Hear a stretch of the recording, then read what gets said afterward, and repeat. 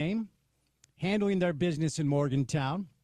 Time for a bye week for the Utes before Arizona State, back in the top 25, rolls into Salt Lake City coming up on the 11th. It's an 8:15 kick time. It is a late kick time for the Utes.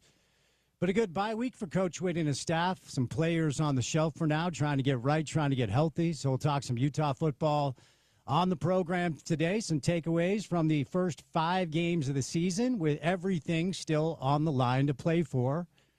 BYU goes to Boulder, and after an auspicious start, they turn things around. And BYU stays clean. They're now in the top 25. They're number 23 in the AP poll.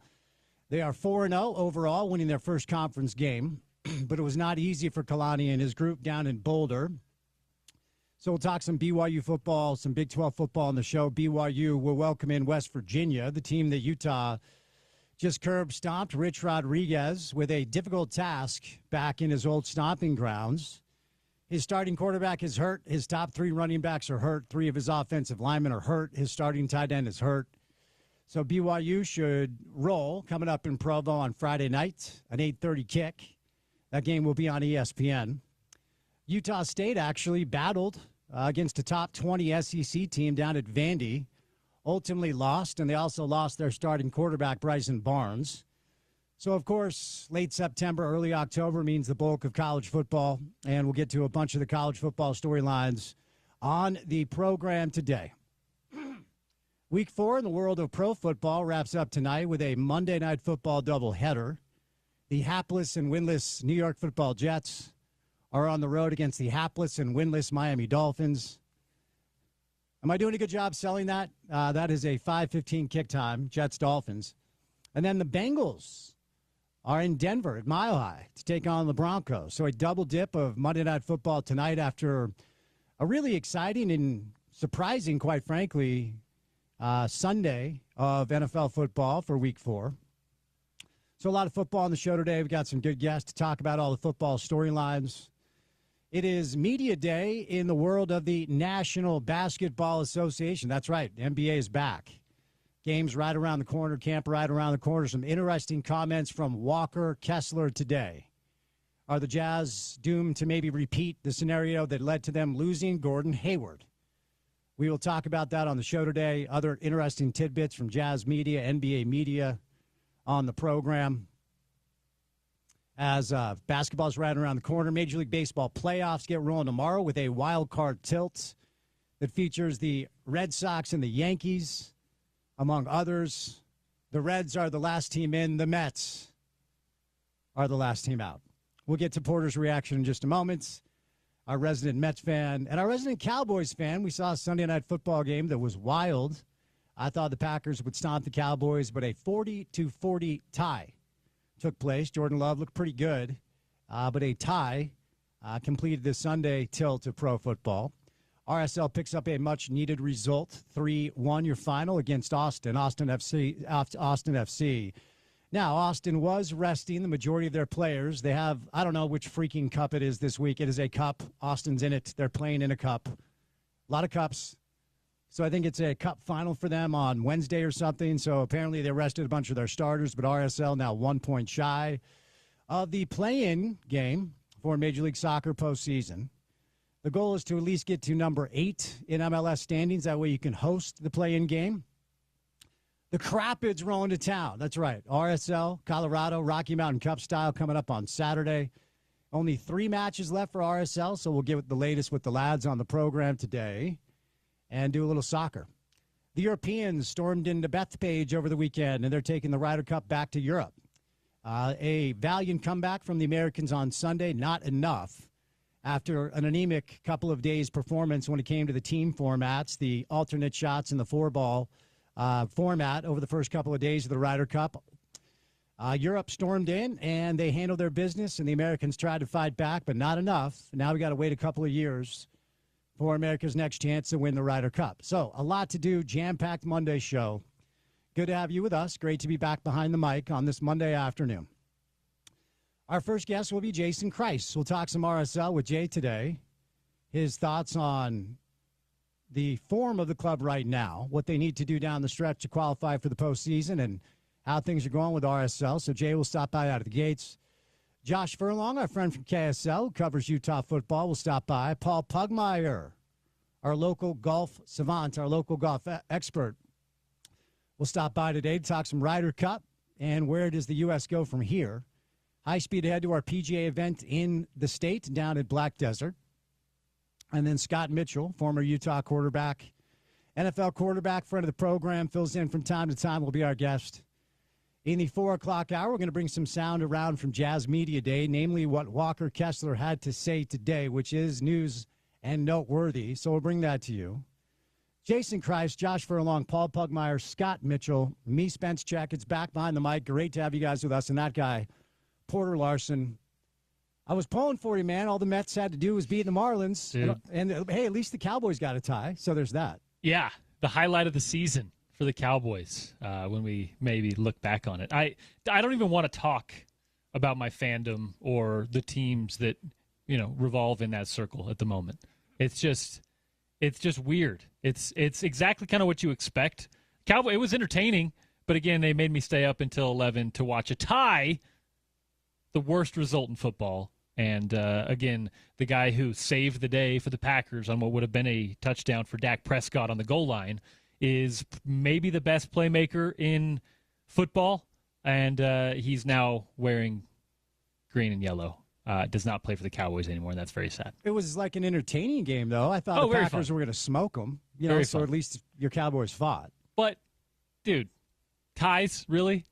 It's the worst thing in football, and knowing the Cowboys, we're going to get to postseason time, wild card time, I don't know, home field advantage time, if they get lucky enough to squeak in the playoffs, and it's going to, I think, come into play, just because that's how it rolls. What did I miss last week? Anything exciting? No. Oh, okay.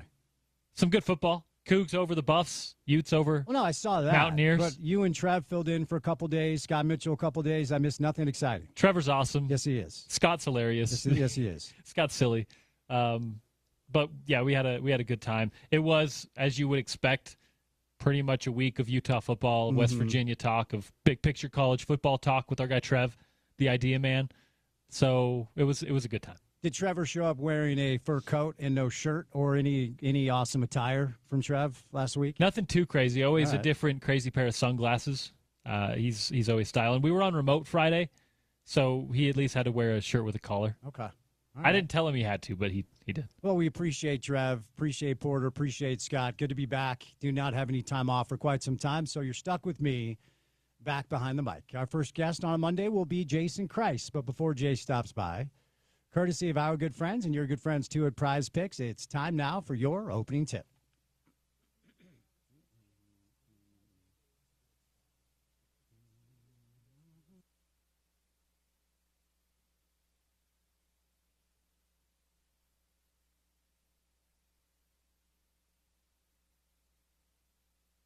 Prize Picks, period. Best place to win cash on your favorite sports, namely this football season. All you have to do is pick more or less on 2 to 6 player stat projections, and you can win up to 2,000 times your cash. It's very easy. Things like Saquon Barkley, more or less than 1 rushing TD. Josh Allen, more or less than 270 passing yards. It's different than the other platforms. This is a simple way to do it, and you can test your knowledge when it comes to football, all football season, whether it's college or pro. And if you get your picks right, you can win up to 2,000 times your cash. So bottom line is this. Download the Prize Picks app today. Use the promo code ESPN700 to get $50 in lineups. After you play that first $5 lineup, that's promo code ESPN700 to get $50 in lineups. After you play your first $5 lineup, Prize Picks, it is good to be right. All right, I was thinking about this over the weekend. Took some time off last week. Back on the ground, traveling 5 time zones. By the way, pro tip, if you're traveling to London, remember that the taxis have the right of way and you do not as the pedestrian. If you do not remember that, you will get run over like I almost did 5 or 6 different times. Also, copious roundabouts. So you can't just look right or left. You have to look in 7 different directions and make sure there are no taxis anywhere. Because you take one step on the street and you're going to get flattened because these taxis don't give a rip. You do not have the right of way as the pedestrian. The taxis own the place. Interesting. Yes, it is. Also, as a Utahn, maybe it's rubbed off on you a bit. Roundabout thing, it's an issue here. So maybe going back there, you're not brushed up on the roundabout procedures. No, but I'm not sure. I had to adjust. I had to adjust, or I was going to get flattened by a taxi. But anyway, land on Saturday, and the nice thing about the flight, I was able to watch a lot of the Saturday afternoon Ryder Cup four-ball format, and then land in time to watch Utah, Texas Tech, and check out BYU, Colorado down in Boulder. And I was thinking about the difference between results and processes. Because you hear a lot about coaches, and when it comes to the Ryder Cup, and we'll talk some golf a little bit later, all the conversation leading up to Bethpage was the process that the Europeans put in place. And when I was on air a couple weeks ago before I took time off, leading up to Utah, Texas Tech, I used the term on a number of different occasions. It feels like Texas Tech is trying to prove a concept. Well, it feels like Utah has proof of concept. Now, Texas Tech might be the best team in the Big 12 and one of the 10 or 15 best teams in all of college football, because what they showed against Utah a couple of Saturdays ago is their concept is now being proven in real time. So proof of concept versus trying to prove a concept. And what Luke Donald and the European Ryder Cup team showed America is their concept is now rock solid. They have proof of concept because of their process. And whether it's Utah football under Coach Witt or BYU football under Kalani, or now that the NBA's back, what the process is behind the scenes with the Utah Jazz, it's hard to really ascertain what it means. All you can do as an analyst or a media member, a sports writer or a sports talk radio host, is to analyze the results. And when the results prove to be successful, then you hear more about the process that actually led to the wins. But when the results go the other way, then all we do is dissect the process to try to understand where you went wrong. And oftentimes, I find this to be an exercise in futility because I do think you can be reductive. And Justin Thomas talked about this in the post-mortem roundtable media press conference that both the European players and the American players had to give. And Keegan Bradley, who was never wanting to take this job as the Ryder Cup captain, and it felt like it was a make good because Keegan was left off the team a couple of years ago, was being pelted by question after question after question when JT took the mic and said, yeah, Keegan had to do one thing that he didn't do, and that is make us make more putts. That's where Keegan Bradley failed as a captain. Where all the conversation today is Luke Donald apparently changed the sheets in the hotel for the European players. There were gaps in the curtains. He wanted their rooms darker so they slept better. Right? And, there are lines on the shirt that indicate how many away Ryder Cups Europe has won. He changed maybe some dietary things here or there. Is all this true? I honestly don't know. But I always find it interesting when a result goes the opposite way, all we hear are people nitpicking about the process. What did you do right? What did you do wrong? If you win, your process is rock solid. If you lose, your process is questioned. And really, the devil's in the details, and that doesn't matter what sport or what level when it comes to your preparation, how detail-orientated you are. Do you feel differently about Utah football on a Monday after they go to Morgantown and dump truck a compromised West Virginia team than you did last Monday when we're doing the post-mortem after Texas Tech rolled into town and undressed Utah? Do you feel different about Utah football today? Or does Texas Tech have better football players than West Virginia? That's why I always say we can be very reductive with this, and the line between winning and losing is razor, razor thin. And ultimately, the leaders, the Luke Donalds of the world, the Kyle Whittinghams of the world, the leaders that end up proving their concept, no matter what level, no matter what sport, all have one common denominator, and that is good players who perform when the lights are on.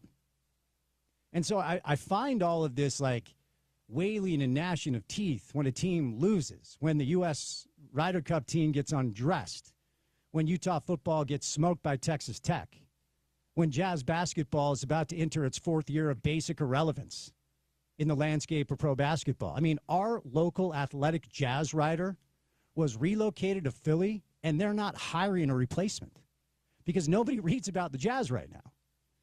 But all you hear from the Jazz, whether it's ownership or front office or coaches, is we are playing the long game. and we have a process that we are committed to. Well, all we can analyze is what your process has led to, and that is we're entering our 4th year of basic irrelevance of Jazz basketball. I mean, it's pretty remarkable that for a franchise that has moved the needle here locally in the Utah Jazz, everybody loves the Jazz, everybody watches the Jazz, that this current iteration of ownership and management has accomplished one thing, and that is to make their team irrelevant. Will that change in 3 or 4 years? Maybe. And we'll get to the Walker Kessler storyline coming up in a little bit. But these things ebb and flow, and sports are very cyclical. And the way that we talk about the leaders, the coaches, the people behind the scenes when it comes to the process is all predicated on one thing and one thing only. And thank goodness we have a scoreboard, because that's how we can analyze whether or not your process is working. And it just was striking me over the weekend, listening to all these people analyze, like Kalen DeBoer gets a signature win. Bama goes to Georgia, and they beat Georgia. Is Kalen awesome again? Is Bama awesome again? Or was it just 1 week where the players were ready to outperform the guys on the other side? It is so fleeting and so difficult to really pin down exactly how this stuff works. And there are so many side topics and non sequiturs we could take to kind of bring this thing together and make it fully baked. How important is a great head coach? To me, in college football, a great head coach will make – if you hire the right guy in college football, your program can turn around within a year. If you hire the wrong guy in college football, you are screwed for a while. Like, it's always been the sport to me where hiring the right coach is the biggest possible advantage you could have. How important are coaches in other sports? It's up for debate. I mean, Steve Kerr, remember a few years back when Steve Kerr had the Warriors with Steph and Clay and Durant and Draymond, and they were off to this historic start, and Steve went down with an illness. And Luke Walton, who has proven since leaving the Golden State Warriors that he is not a good coach, took that team over, and I think he went 34-2, 35-2, leading my radio co-host Britton Johnson at the time to say a potted plant could coach the Warriors. Like, if you don't have the horses, if you don't have the players, your process seems to be irrelevant. But when you find the players and they perform, when the lights are at the brightest, all we do as a sporting public, whether it's fans or media, is we applaud your process and we applaud your culture. And Luke Donald at this point could lead Europe into like a war. And it feels like people believe that he could do that because simply his players made putts. Or on the other side, Keegan Bradley's wearing a clown suit because Russell Henley can't hit a putt. It's just so interesting to me in the dynamic of where we are with Utah football after 5 games. Get right game in Morgantown. They go handle their business. It wasn't even close. Was that just Utah having superior talent and Rich Rodriguez having a roster void of talent with a ton of injuries? Or was that really a get-right game? Do you feel differently today about Utah football than you did a week ago after Texas Tech came into town and undressed the Utah Rice Eccles? These things are fleeting, and they are cyclical, and it's what makes sports great. And finally, it's always interesting to me when the team that isn't supposed to win, the team that doesn't have the horses, the team that doesn't have the players actually pulls that off. That's what makes this stuff great. But it doesn't happen very often. Outliers, as they're called. Our next guest actually had a team that was able to pull off something miraculous, a team of very few stars, if any, beating a team of incredible stars. But it doesn't happen very often. We'll get back to some of this, but Jason Christ is our first guest right out of the gates on a Monday edition of The Drive, and it's good to have you along for the ride right here on ESPN 700.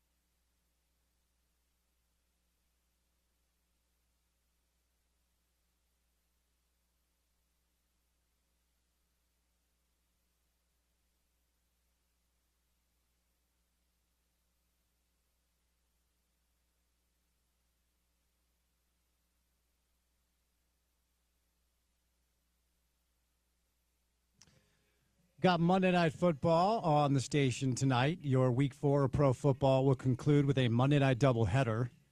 The winless and pathetic New York Jets taking on the winless and pathetic Miami Dolphins. Maybe the Bengals and the Broncos will be better.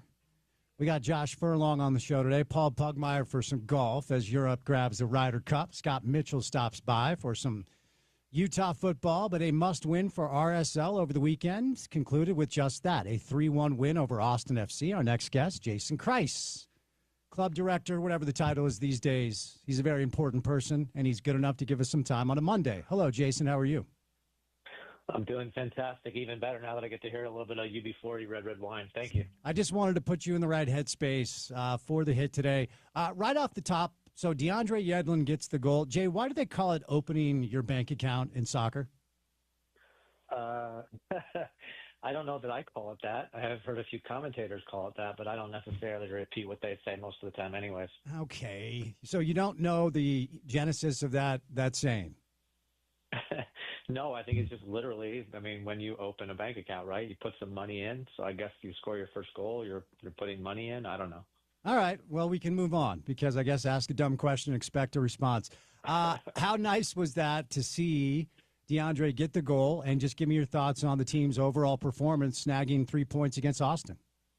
I was pleased, obviously very pleased. It was another opponent that came here and sat back and made things extremely difficult for us in the first half, made it really difficult for us to create any quality goal-scoring chances, sat off and just compact the space. So it was nice to see us break through that. And then to further that and go on and score a couple more goals, I think was a really positive night overall for sure. So you'll have to help me with the context. I guess Austin sat a lot of their starters. Is that right? I mean, they've got some cup match. There are a lot of cups, Jay. So is it fair to say you were going up against a compromised Austin team? Is that fair? Yeah, I think we calculated that there were 6 to 7 players from their normal starting lineup that didn't start the game against us. They've got a U.S. Open Cup final tomorrow night, so it's obviously a big opportunity for them to hopefully, or not hopefully, for them to win their first ever trophy. So I think they made the decision to rest some guys here and save them for the Wednesday night affair. Side note, too many cups, right amount of cups, need more cups. What are your thoughts on the amount of cups we have? I think we are becoming more and more similar to our European counterparts in the rest of the world, where you're playing in multiple tournaments every single year. So yeah, I think it's good. I don't think there's too many out there. The Leagues Cup's an interesting one between us and Mexico, and I think that rivalry that we have in our national teams and amongst our clubs is something that we should continue to foster, and hopefully fans will take a hold of it as we move forward with it. U.S. Open Cup is the oldest tournament that we have in our country, similar to the FA Cup in England. It's a big deal. So I think we've got the right amount as of right now. Yeah, Spence. Tell me your takeaways from the two games you played against LAFC, a combined 8-2 aggregate over those two games. Is that a commentary on gap in spending? Is that just you guys had a ton of time off and the form was bad? So your thoughts on those two matches that just, it looked like there was a big gap for whatever reason. Yeah, I think that's a really good question, Spence, and something I don't mind opining on a little bit. I think what's interesting is we actually controlled the run of play through those two games, which is crazy. But that just speaks to, I think, a little bit of the identity of who LAFC is and how they want to play. They allowed us to basically control both games through our possession.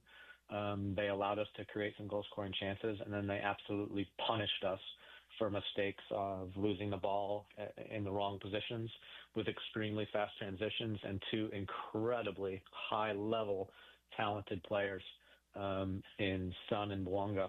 And so, I think that we have to walk away from that and look ourselves in the mirror a little bit and decide how we're going to compete against teams like that. And, we'll see where the answers come. So how much of it, Jay, and I'm asking just to ask, I'm genuinely curious. I mean, Son is a killer, and he was a killer in the Premiership, so of course he's going to come over here and do his thing. How much of it is simply spend? How much of it is simply power of the purse? They can go buy a guy like that, and we just have limitations. How much of it is that?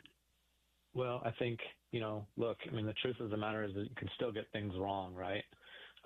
But Boanga and Son have now contributed for their last 17 goals over 3 or 4 games. And so that shows you that if you get it right, if you spend your money correctly, you can get real difference makers. And that's what I see those two guys as, is huge difference makers for LAFC. I think they went from being a, let's call it, above average team in 2025 to title contenders with the signing of one player. It's not just about the one player. It's also about how he combines with the players around him. So what is he able to do for the other players around him?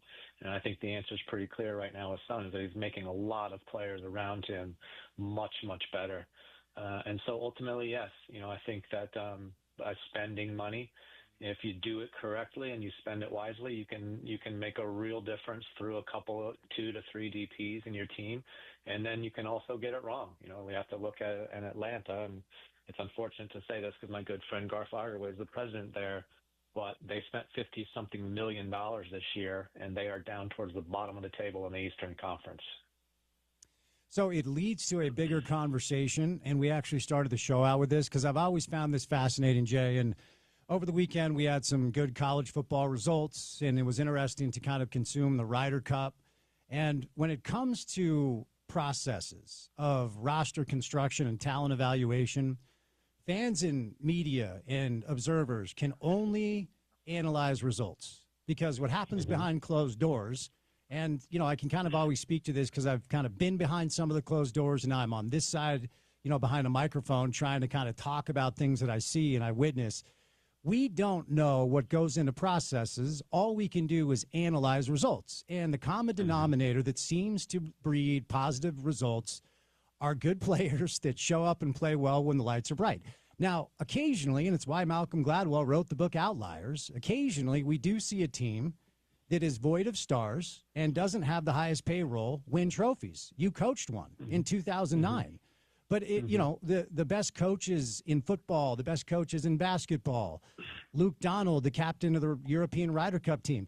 Like when Keegan Bradley was getting grilled after the U.S. lost, Justin Thomas finally took the mic and said what Keegan needed to do is make us make more putts. Like the Europeans just made putts and the Americans didn't make putts. Winning and losing is fleeting, and it is cyclical, and there's such a fine line. So all we can do is really analyze results, and then, when it comes to understanding the process behind results, there are people like you that are in the front office the kind of the coaching staff that are in charge of the processes. How important are the processes and the details behind the results, and what's the secret sauce? If you can't spend like LAFC, how can you compete and build a culture? Well, I think there's so much that goes into that question, Spence. It's really going to be a difficult answer for me to have here in the next minute and a half. I think it probably takes me 10, 15 minutes to go through that. But a lot of it starts with, and you emphasized it a couple of times, it starts with a process. Question number 1, do you have one? Question number two, what does that process look like? I think for me, it looks like having a real clear team identity. So how do you want to play? What is your system, and where do you think it's best utilized to spend that money? And I would say that for a team like LAFC, they add a Son, but they add him at the exact right time. I think they probably go into this summer window and say, this is exactly what we need. We need this type of player. And then they go out and say, okay, Son fits that absolutely perfectly. And I felt like a year and a half ago, we had a very clear identity about what positions we needed to add to that team at the beginning of 2024 based upon how we wanted to play. And the how we wanted to play was based upon the most important players and their qualities that they brought to the team. And we were able to get an attacking left fullback. We were able to go out and get a running 10 in Matt Crooks. And we did some things that were very process-oriented, and I think that played a part, not the whole part, but a part in the success of RSL in 2024. And I think that this year, fortunately or unfortunately, we need to be honest and and be honest about the fact that maybe that process, we let a little bit of that slip, and that has led us into some decisions that haven't been so great. So I guess I'll ask you, based off of your experience, bringing in, and I know it's a different league, and I know I'm talking about 15 years later, But you did coach a team that at the time, and I always am careful here because I don't want to diminish what Kyle became and what Nick became and who Javier was. Like, there was talent on that team. I'm not saying there wasn't, but you were a sub 500 club. You took that club through the course of the MLS playoffs, and you beat a team with Landon Donovan and David Beckham, and you were massive, massive underdogs. More often than not, the team that's favored to win wins. More often than not, the team that has the better talent wins. More often than not, the team that has the players that are highly paid and that have experience, like LAFC does, more often than not, they're the ones that lift the trophies.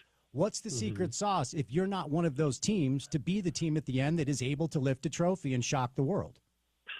I think there's again a lot at play there, and I've actually been thinking about this a lot. It's not that Kyle Beckerman and Nick Raimondo and Nat Borchers and Chris Winger, these are obviously not the most world elite players in the world, but they were important players for us.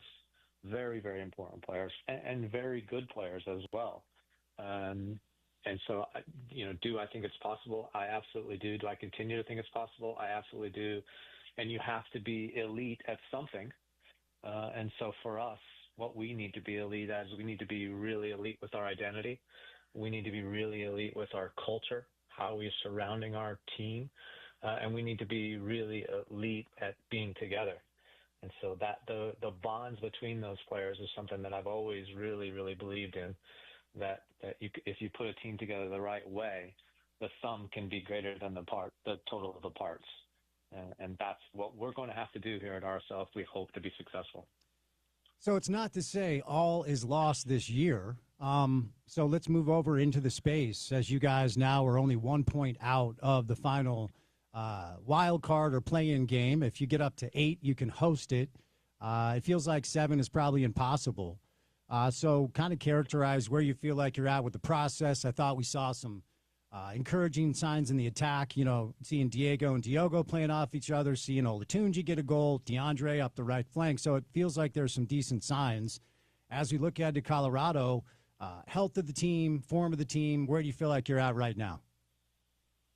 I think we're in a good place, Spence. I think we got a lot of guys in our locker room, and I know for sure that our coaching staff really believes in what we're doing right now and where we think we can go over these last several games. And this is where it gets interesting because, as I said, and as you said, we lost to LAFC over 2 games with a combined total of 8-2. But there was also some really good stuff in those games. I mean, we caused them some real troubles and probably should have scored quite a few more goals ourselves. So now, the hope is that we take this positive performance with a positive result this past weekend and we roll. And so that's the hope, is that we roll through Colorado this weekend and we continue to roll right into the playoffs. I also want to say something that I'm sure you know for certain. RSL, when we won the championship in 2009, got in on the absolute last kick of the day, and we needed results from 2 other teams. So there's a lot to believe in right now, that's for sure. When it comes to the new additions, Ron Cruz, Victor Olatunji, DeAndre Yedlin, are you starting to feel like you're seeing positive returns, not just what we see during matches, but what we don't see in training and behind the scenes? Yeah, absolutely, 100%. I think from just a competitive level, the number of highly qualified, talented, hungry players that are in our training sessions went up by 3. I think we're seeing some of the benefits through that just in the performances of the team. Sure, it felt like a lot was made of this new style that Pablo wanted to play, more in possession. And, this new style that Pablo wanted to play, more in possession. And, keeping possession out of the back, right? And it seemed to have worked because you guys had really good players in attack. And then as we've been over, those players, for a number of different reasons, were either moved on, traded, or let go. And it took a minute for some of the other players to either prove they could or could not play. Some have stuck, some are gone. And now you have an infusion of talent. Have you seen an adjustment tactically from the coaching staff to adjust to the new players?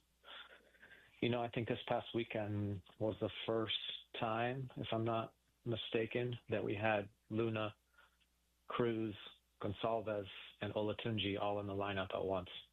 And so there was a bit of a change in how we were trying to create goal-scoring chances.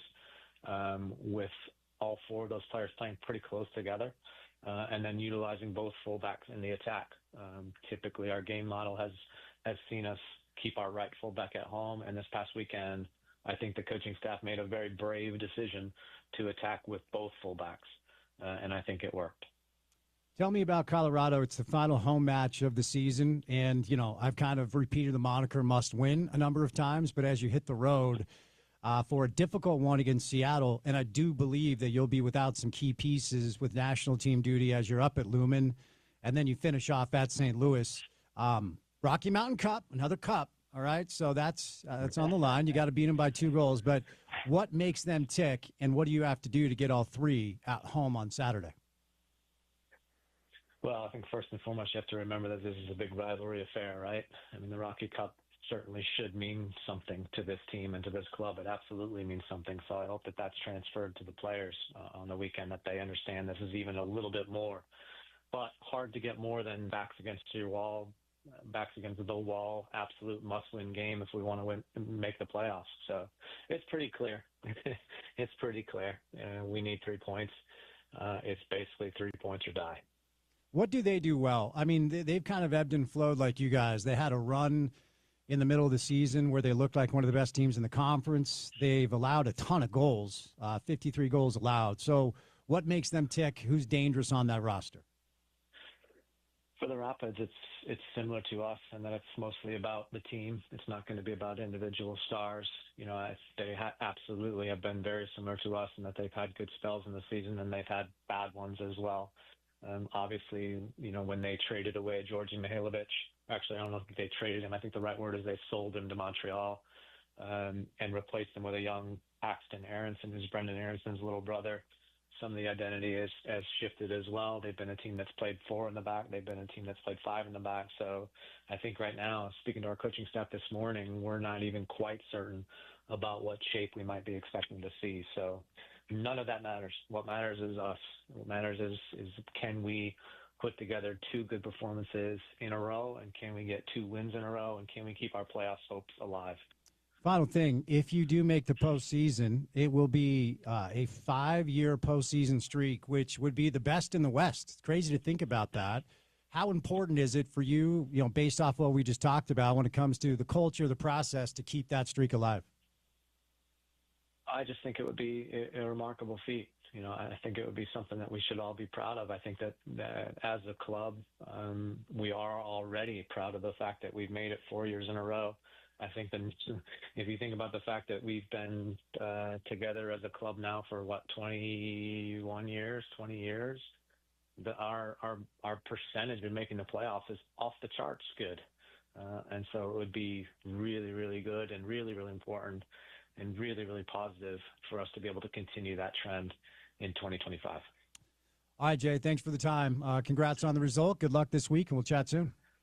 You betcha. Thanks, Spence.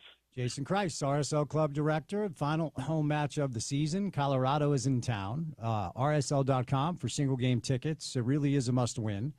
RSL finds themselves 1 point back of the final play-in spot. They do have a game in hand on, pull it up, both San Jose and Dallas, who they're right behind. But a must-win final home game of the season.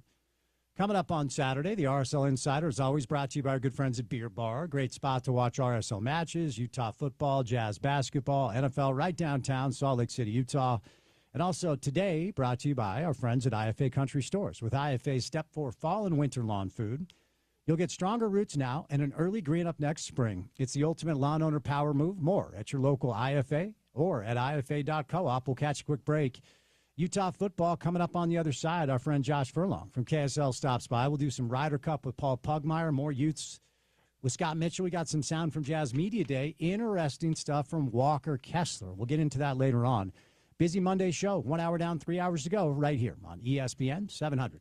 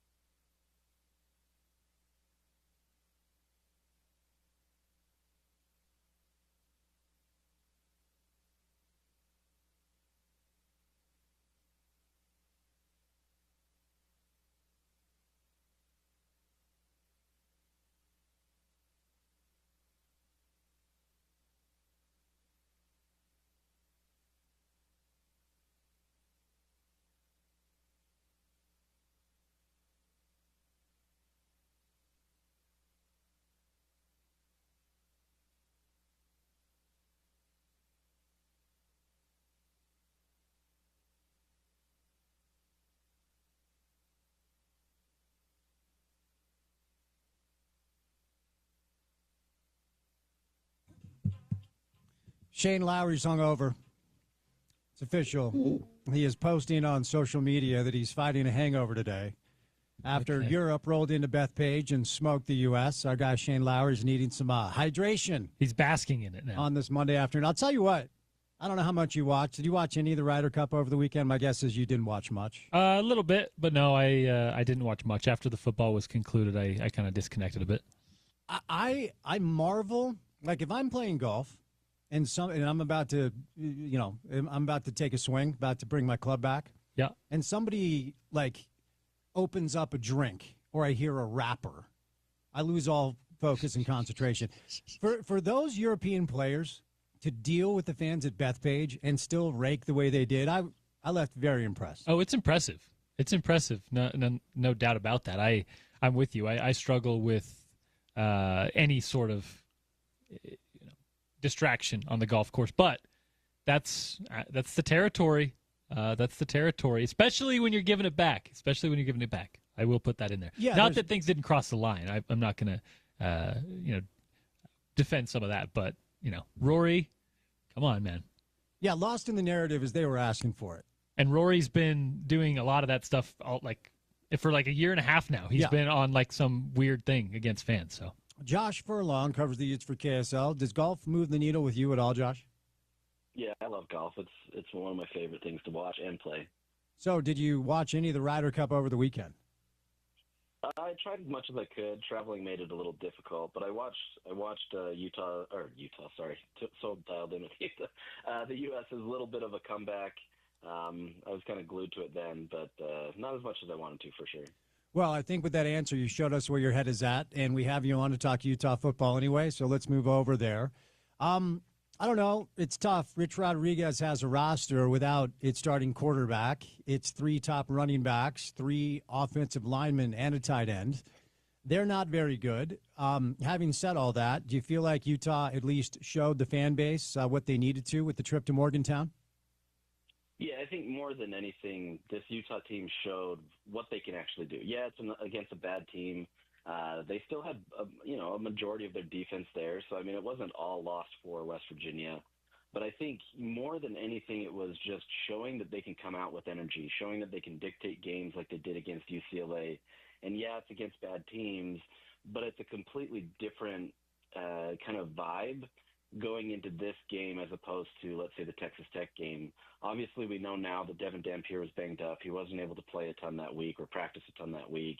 But you see when he gets the full time and he gets, the full complement of the offense, how much of a game maker he can be and how different this offense can be. So I think it's just kind of looking at all those things in totality and saying, is this team good? We still don't fully know, but they're clearly doing what they need to against inferior competition. They're doing it on the road where it's traditionally not easy going 2 time zones, and they're making it work. So from that point, yeah, Utah's in a good spot, right? Like everything's still on the table for them. You just have that one loss that's kind of serving as a wake-up call to you as you move forward, you move through this schedule. Is there a chance that, because I was off last week, so I haven't had a chance to talk to you about the Tech game. Is there a chance that Texas Tech might be the best team in the Big 12 and maybe it's not close? Yeah, I don't think there's any question right now. I mean, I think until proven otherwise, they're in a tier of their own. You could maybe throw Iowa State in there with them, but I don't think Iowa State's quite that level. Texas Tech is just they're balanced on both sides of the ball. They're able to do what they want with an imposing will, and they're winning the trench battle, which is something that Utah's kind of been the team to do in the Pac-12 era. And so I think Texas Tech is probably that team. The game score itself doesn't fully accurately show what this Utah team did to Texas Tech, right? Like they locked them up as well. But I still think, when push comes to shove, they made the plays. They won 34-10, and Tech showed that they're, a really solid team against a good defense. No media for Coach Witt this week as a result of the bye. But post-game, once again, talked about missed tackles. I think there were 10 more missed tackles.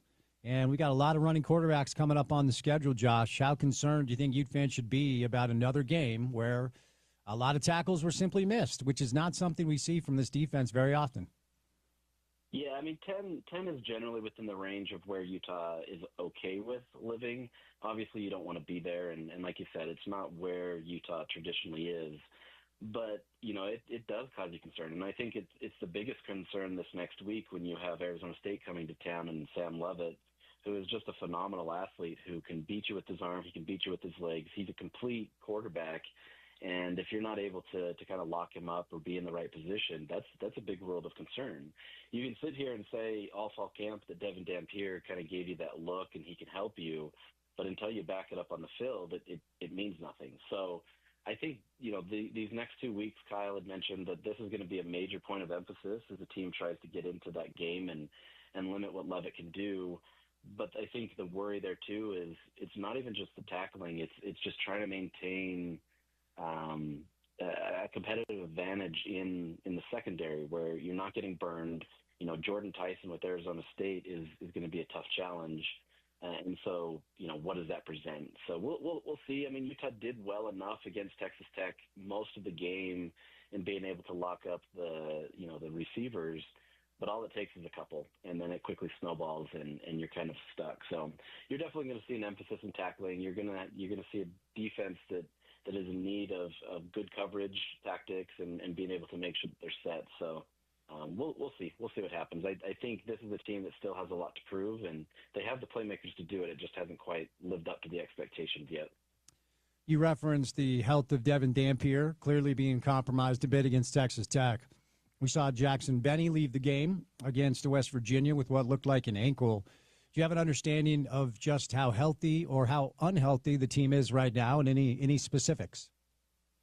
Yeah, it's relatively healthy. I mean, as far as any team goes, right? I mean, it's not as bad as a lot of these Big 12 teams that we've seen, but they're starting to lose guys. And I fully expect Nate Ritchie to probably be the next one on that list. I mean, he took that gruesome hit early in the game, and after the game, he was in a full leg brace and crutches. It doesn't look likely for him to come back. Beyond that, guys like Jackson Benny, like you mentioned, he's most likely he'll be fine. I think he just got banged up, and if it was a closer game, they would have put him back in, but there was no need to. And then Dallas Vakalahi, from my understanding, is it's more of an aggravation to a prior injury. Will it be enough in these 2 weeks to be able to rest him? I don't know. But as far as that goes, I mean, Utah's pretty well set with what they've got, but they're taking those hits in that secondary, and that's the biggest concern right now.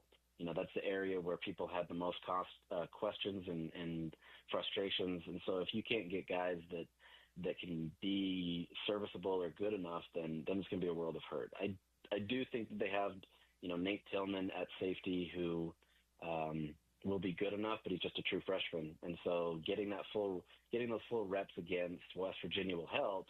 But now you're going to be truly tested against Arizona State, and we'll see what happens. So we may have just overthought the conversation about the wide receiver room, about who wide receiver one was going to be. It's just clear that Devin is way more comfortable with Ryan Davis than he is with any of the other targets, and that's not rocket science. They played together a year ago. He has 36 catches. I think that's sixth in the country. So it's pretty clear, Josh, after all the debate leading up to the year, as far as who his favorite target was going to be, we can be reductive. It's simple. It's the target that he's most familiar with, yeah? Yeah, and these two have had a connection for more than just last year. I mean, they came up together and really developed. So they've got that chemistry. But I think more than anything, Ryan is getting open, right? And he's not only getting open, he's catching everything that comes his way. I haven't looked at his percentages yet, but every single game it's pretty much at 100 or near 100. He doesn't drop many passes. He's a guy that's been a reliable threat. I know a lot of people look at him and say, oh, he's not the prototypical, wide receiver one. You want that 6'5" guy, the guy with blazing speed. But as you saw with Britton Covey years ago, if you can get the guy open and you can do things with him, then it doesn't really matter. So I think that's kind of where Utah's at right now. They're still finding success with their tight ends. You got Dallin Bentley, who's been a phenomenal athlete. He's really kind of stepping up and showing what versatility he has. J.J. Buchanan is becoming a target for Dampier. And so you've got guys that can do it. I think you're starting to see that develop. You just need to maybe get better connection or better chemistry with Tobias Merriweather and Larry Simmons. There was one play in particular. Devin just missed not seeing Simmons. Simmons, he was wide open in the end zone, and they easily could have had a touchdown, but instead Devin decided to run the ball. So some of it is Devin. Devin needs to grow and continue to go through his progressions and find his open man. But I think the wide receiver conversation maybe jumped the shark a little bit that Utah didn't have it. So there's still stuff to answer. That Texas Tech game, showed that Utah needs to do it against better competition. But I don't think that they're devoid of talent. I think they've got guys that can do it, guys that are getting open. It's just a matter of kind of honing in on that and actually having an emphasis in the passing game. So during a bye week, as Coach Witt referenced, we already talked about the missed tackles. We just touched on the players that are hurt. What do you think that staff wants to accomplish before ASU rolls into town in a couple of weeks? Yeah, I think on the offensive side, it's still keeping up that energy. You see the difference when this team comes in there where they play aggressive, they come out there with a game plan, being diverse, trying to get the ball around. I think there's still going to be an emphasis in trying to pass the ball around and getting guys open. So on that side, that's kind of where it is. I don't know that you really have to steer too far away from what you've done. Defensively, it just kind of goes back to what we were talking about. You've got to learn to tackle. And you've got guys that are in the right position, but they're just not wrapping up. They're not making the right plays, and they're getting beat. So I think you're going to see a lot of that. Beyond that, though, I don't think Utah should change a lot. I don't think you go into this bye week saying, okay, now how do we change to beat Arizona State? What you've done works. You just now have to do it at a higher level. And the problem that Utah had against Texas Tech is that they tried to change. They tried to do something that they weren't. They also didn't have a quarterback with them for the entire week that was going to play. And so I think there was some there. But don't change who you are. Change things in small ways that you need to fix, like the tackling. But you got to stay true to who you are, and I think that's going to be more successful for Utah. Do you think we've seen the end of the Smith-Snowden, Lander-Barton offensive experiment, or do you think it's going to be week by week, case by case? I think it'll still be a case-by-case situation. For Snowden in particular, I think they'd be wise to just keep him on the defensive side of the ball with how that secondary is banged up. He's probably more valuable there. I would say with what Daniel Bray did in kind of mop-up duty as a running back showed that they've got guys on the offensive side of the ball that can be the Smith-Snowden type player. You just kind of got to get him that. So on his side, yeah, I could definitely see his being a little bit more limited and staying more on the defensive side of the ball. But I could see Lander, mixing it up in tight end, still give him some looks. I mean, he's got some great hands, but at the same time, you've got to know your assignments. And if it's going to cause any problems on the offensive side of the ball for them to play, you're just putting yourself in jeopardy, knowing that you've got guys that can do it. So maybe it was just kind of an early jump start to help Utah, give them kind of the things that they needed to work until you got guys ready. But I don't think it's fully exercised. I don't think they've fully removed them from the offense. I just think it's going to be more limited than what we expected based on how they started the season. Let's revisit some of the conversations you and I had both preseason and start the year and continue kind of that narrative, move over to the running back room where Wayshawn has 42 carries. He's averaging 6.7 per, which is awesome. Nakari has 59. So he has more carries. He's only averaged, well, not only, but 4.2 per. So Wayshawn appears to have more of the big playability. He's responsible, I believe, for Utah's two biggest plays of the year. He also had that 52-yard touchdown. He has 6 catches, 91 yards total. 52 of them came on 1 catch, and Akari only has 3 catches. So tell me what you're seeing as far as snap count distribution, carry distribution, different packages, and how Jason is using what appears to be his 2 preferred running backs. Yeah, I think the numbers kind of tell that Parker's probably got the higher upside. At the end, he's a guy that if he can really make some strides, he's a guy that they could rely on as an every down type back. But I think Beck is trying to keep his guys, mixing and matching. It's putting less wear and tear on their body. It also doesn't key into the defense to allow them to say, okay, this is going to be the guy every time, do this. There's a lot of different versatility that they can provide with that, knowing that Devin Dampier can run the ball as well. It's crazy to look at kind of the rushing numbers and the carry totals for these guys. Devin is averaging, somewhere around 10 to 11 carries a game, and some of those are by design, some are just scrambles. But Wayshawn Parker and Nakari Rogers, they're low numbers. Each one is getting 10 to 12, maybe at times, And so there's just not a lot that these guys are having to do, but they're finding ways to be productive in their time. So whether it's a great strategy where Utah's able to kind of keep these guys healthy and less wear and tear on the body as they try to compete for a Big 12 title, or if is it just, situational stuff, I don't think it matters. I think Kyle ultimately would love to have a guy, whether that's Wayshawn and McCary, separate. But I think at this point, as long as Beck is able to utilize the offense that he wants, there's no reason to kind of change how it works. You traveled to the game, yeah, Josh? Correct. All right, so tell me about this environment. When Utah first joined the Big 12, a lot of the Big 12 guests I had on, after that announcement was made and the move was made, we kind of kicked the tires on what sort of road trip the fan base would be into. A lot of people pointed to Morgantown as a place that's really rowdy, really fun. What was that environment like? What would you say to Ute fans maybe in the future to have an opportunity to take advantage of that road trip? Yeah, I think when Utah joined the Big 12, Morgantown was just kind of thrown in there as a pejorative to say, like, oh, now we got to travel to Morgantown. I was completely the opposite way once I got there, right? Like, I didn't know what to expect with Morgantown. I'd heard it was a smaller city, but it's much bigger than I thought it was. It's a great college environment. The tailgating scene there alone was probably one of the best I've ever seen. This is a city and a community that just comes together for West Virginia football. I wish that we could have seen a team that was a little bit more competitive, because I would have loved to have seen that stadium at full capacity, rocking. Everybody's involved. They're trying to really get their team involved. That aspect, was left much desired because there just wasn't anything there. The student section left by halftime. But I think they've got everything at their disposal to be a great location for college football. And I left more impressed with kind of what was there and what they have than anything else. And I think any fan that gets the opportunity to go to Morgantown in the future, you've got to take it. You have to hope that Utah and West Virginia are both good, that place can be a great environment. I can guarantee you that they win games just because of how intimidating that place can be when it is, at full tilt. So I loved it. I think it's a great venue. I think it's not something that people should look down on by any means. It's a great opportunity, and more people should take a part of it. Tell me, I don't know how much Arizona State you've watched so far this year, but Arizona State is also on a bye this week. But they have had back-to-back massive wins after a very mediocre, if not less than that, start of the year. Northern Arizona, that's a win. They lose to one of the worst SEC teams, albeit on the road in Mississippi State, Texas State. But then they get into conference play. They go to Waco, they beat Baylor, and then they beat TCU at home.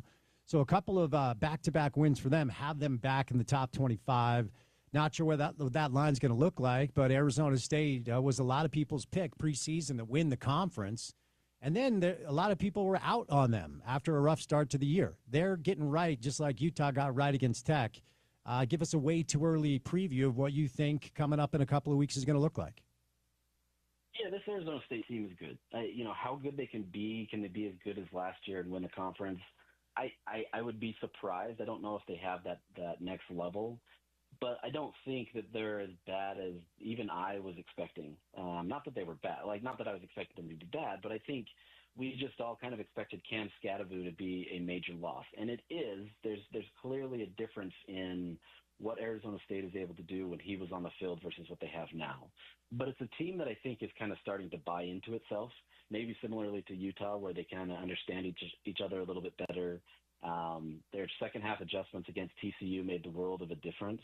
I thought TCU looked like a shell of itself in the second half, and largely that was because of Arizona State's defense and what they were able to do. So this is not a team that you can gloss over by any means. This is not just a team that got lucky last year and had some major breaks go their way. This is a team that is pretty solid, and they're going to show it. And you give Kenny Dillingham an extra week of preparation, and it's going to be a bloodbath. These two teams are going to come after each other. They're going to fight. It's going to be a great battle. Sam Levitt is a phenomenal quarterback, and he's going to do a lot of things that are going to really put Utah in tough situations. And they've got Jordan Tyson, who's a phenomenal wide receiver who you have to have star coverage on, or you're going to get beat. So I wouldn't be surprised if you had Smith Snowden on him. Utah tries to do different things to kind of put pressure on Sam Levitt and keep him in the pocket. If they're able to do that, I think they have a fighting chance. But this is definitely going to be a tough test for Utah, and the fact that you get them at home bodes well for you. But as we saw, that doesn't mean anything if you don't come out there on the right foot. Has Devin answered your question as far as who he is as a passer? You know, one of the things we talked about preseason, just based off of numbers, was how dynamic he was a year ago at New Mexico, but how the throw game numbers were just okay, not great. But as we sit here and we just kind of look at some of the data throughout the course of the start of the season, 11 touchdowns, 3 picks, QBR or a rating of 148.7. His completion percentage is 72.5, which is great. Has he answered the questions you think a lot of people had about him as a throwing quarterback? I would say mostly. I mean, I think last week did a lot to erase maybe some of the doubts that people have. But once again, it has to go against tougher competition. So, I think he's definitely shown that he has the ability to do it. I think there's still something to be desired about his deeper passes. The short and intermediate passes, I think he's right on the money, and he's going to get his guys the ball.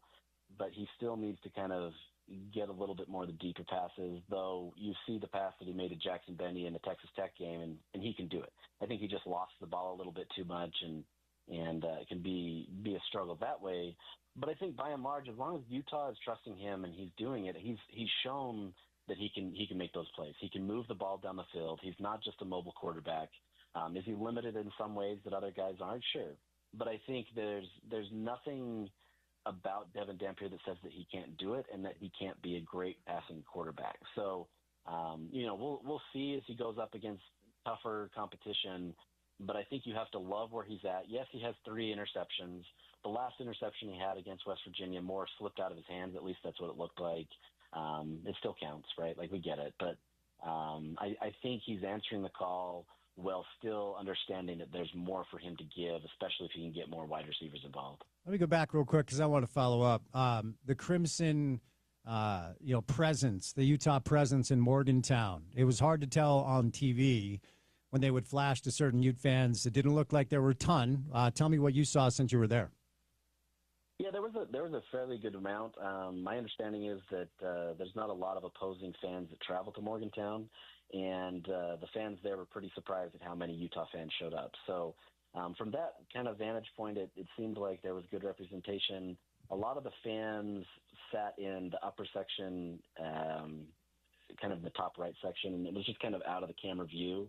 So there was a large contingent of fans there, and then they were spattered out all over the stadium. But, by the end of that game, all those fans came down. They were down on the field level, basically, and made themselves loud. So it was a good showing, as good as most road environments can be. So I think there was definitely a good support here, and I know from a lot of people that they were really interested in getting to Morgantown. And so, I saw in a lot of the restaurants before the game, a lot of Utah fans checking it out.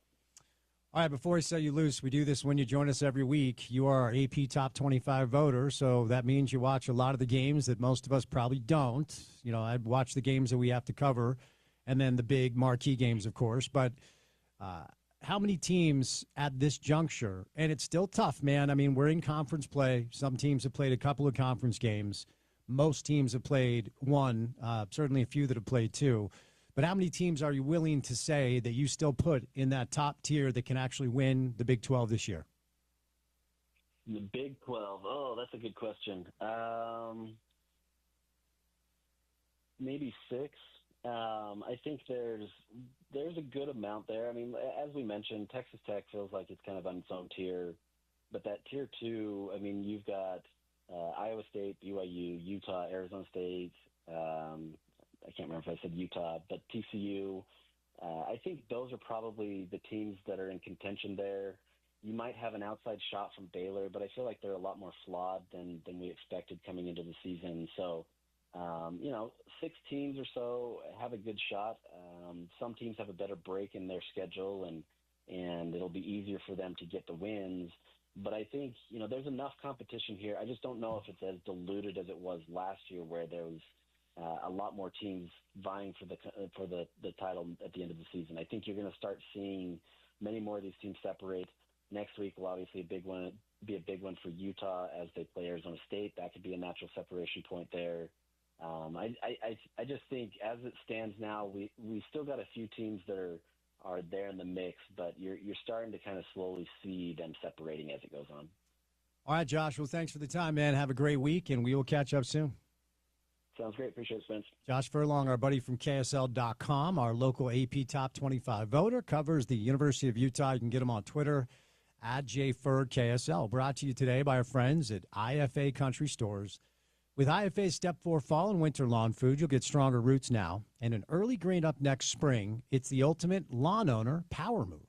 Also, Monday Night Football tonight. Have you checked out our good friends at Prize Picks? Well, bottom line is Prize Picks is the best way to cash in on your favorite team. A lot of people around here, Broncos fans, maybe you're a Niners fan, maybe you're a Raiders fan, during this football season. Which players are going off and which players are overhyped. You can make your picks in less than 60 seconds and turn your takes into cash all season long on Prize Picks. It's very easy to do. It's not like some of the other platforms. All you have to do with Prize Picks is you pick more or less on 2 to 6 player stat projections, and you can win up to 2,000 times your cash. So, for instance, Saquon Barkley, more or less than 1 rushing touchdown. Josh Allen, more or less than 270 passing yards. Players tonight like Tua Tagovailoa. You could look at Jamar Chase, more or less on touchdowns or yards. Very easy to do. And Prize Picks is the only app that offers stacks, meaning you can pick the same player up to 3 times in the same lineup.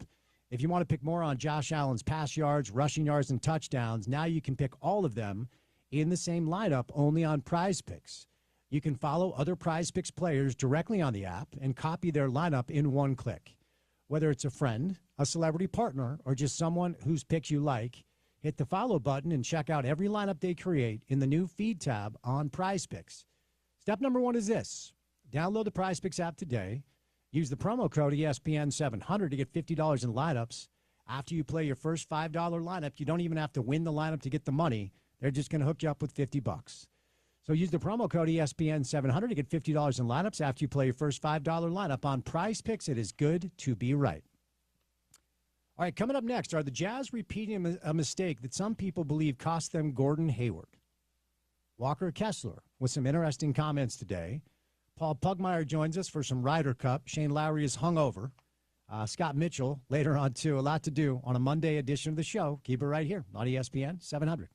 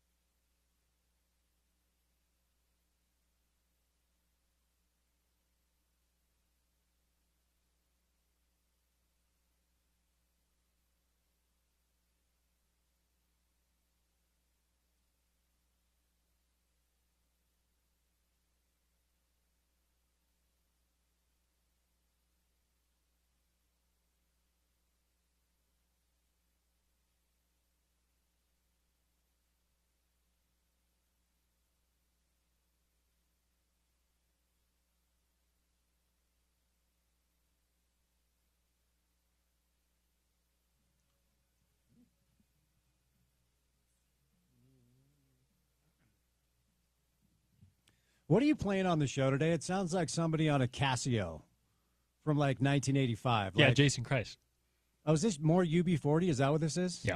I only know that the wine song. You got to expand your knowledge. Oh, tell me that you're like smashing UB40 in your in your downtime. You don't have UB40 knowledge. Don't pretend like you do. Not really. But I do know these few.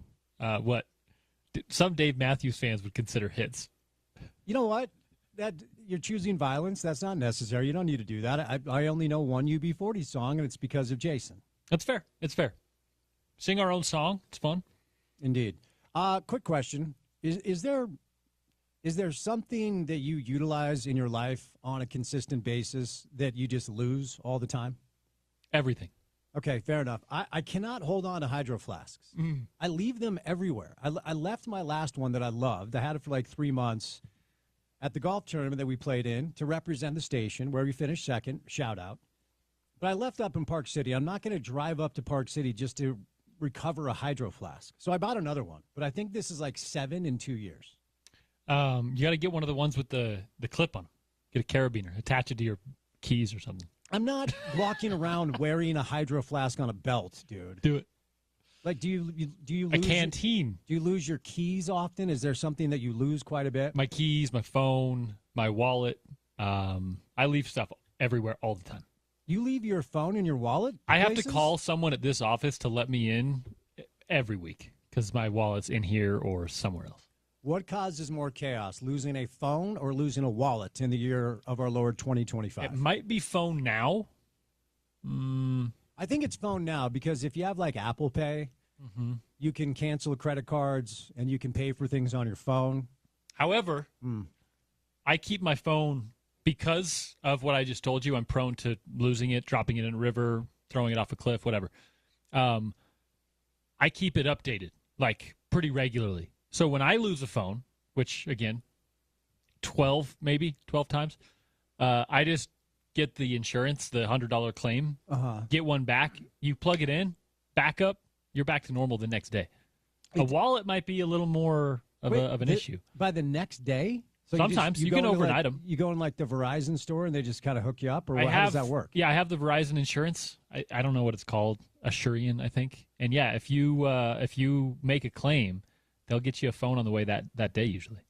Remember I was paddleboarding with a cousin of mine once, and we had some side bet or something that he had lost. So he took out his wallet to pay me like $10, dropped his wallet in the lake. Great place for transactions. Jumped in the lake, couldn't recover it. I felt so bad for him. That's a good poll question. What causes more chaos in your life in the year 2025, losing a wallet or losing a phone? I think the answer is probably phone. Yeah, I guess it's just case by case. Because for me right now, lose my wallet would be much more of an issue. But, again, I got that thing updated. I will say this. I lost my wallet during COVID. I had to go down to the DMV to replace my license. 7 hours. This is the thing. You can do all of your phone stuff on your computer, for the most part, over the phone. DMV, Social Security. Well, especially then, because this was back, you guys remember social distancing? You remember that? Remember when that was a thing? We were all masked up. So I lived here. I grew up here. We were here, so I don't remember much of that. Well, you go to the DMV during COVID. You have to stand 8 feet or whatever away from each other. Then you have to wait for them to call the first person in. And the bureaucracy during COVID, like these people were not in any rush at all. And they were over the process too. So we're like in the misery together.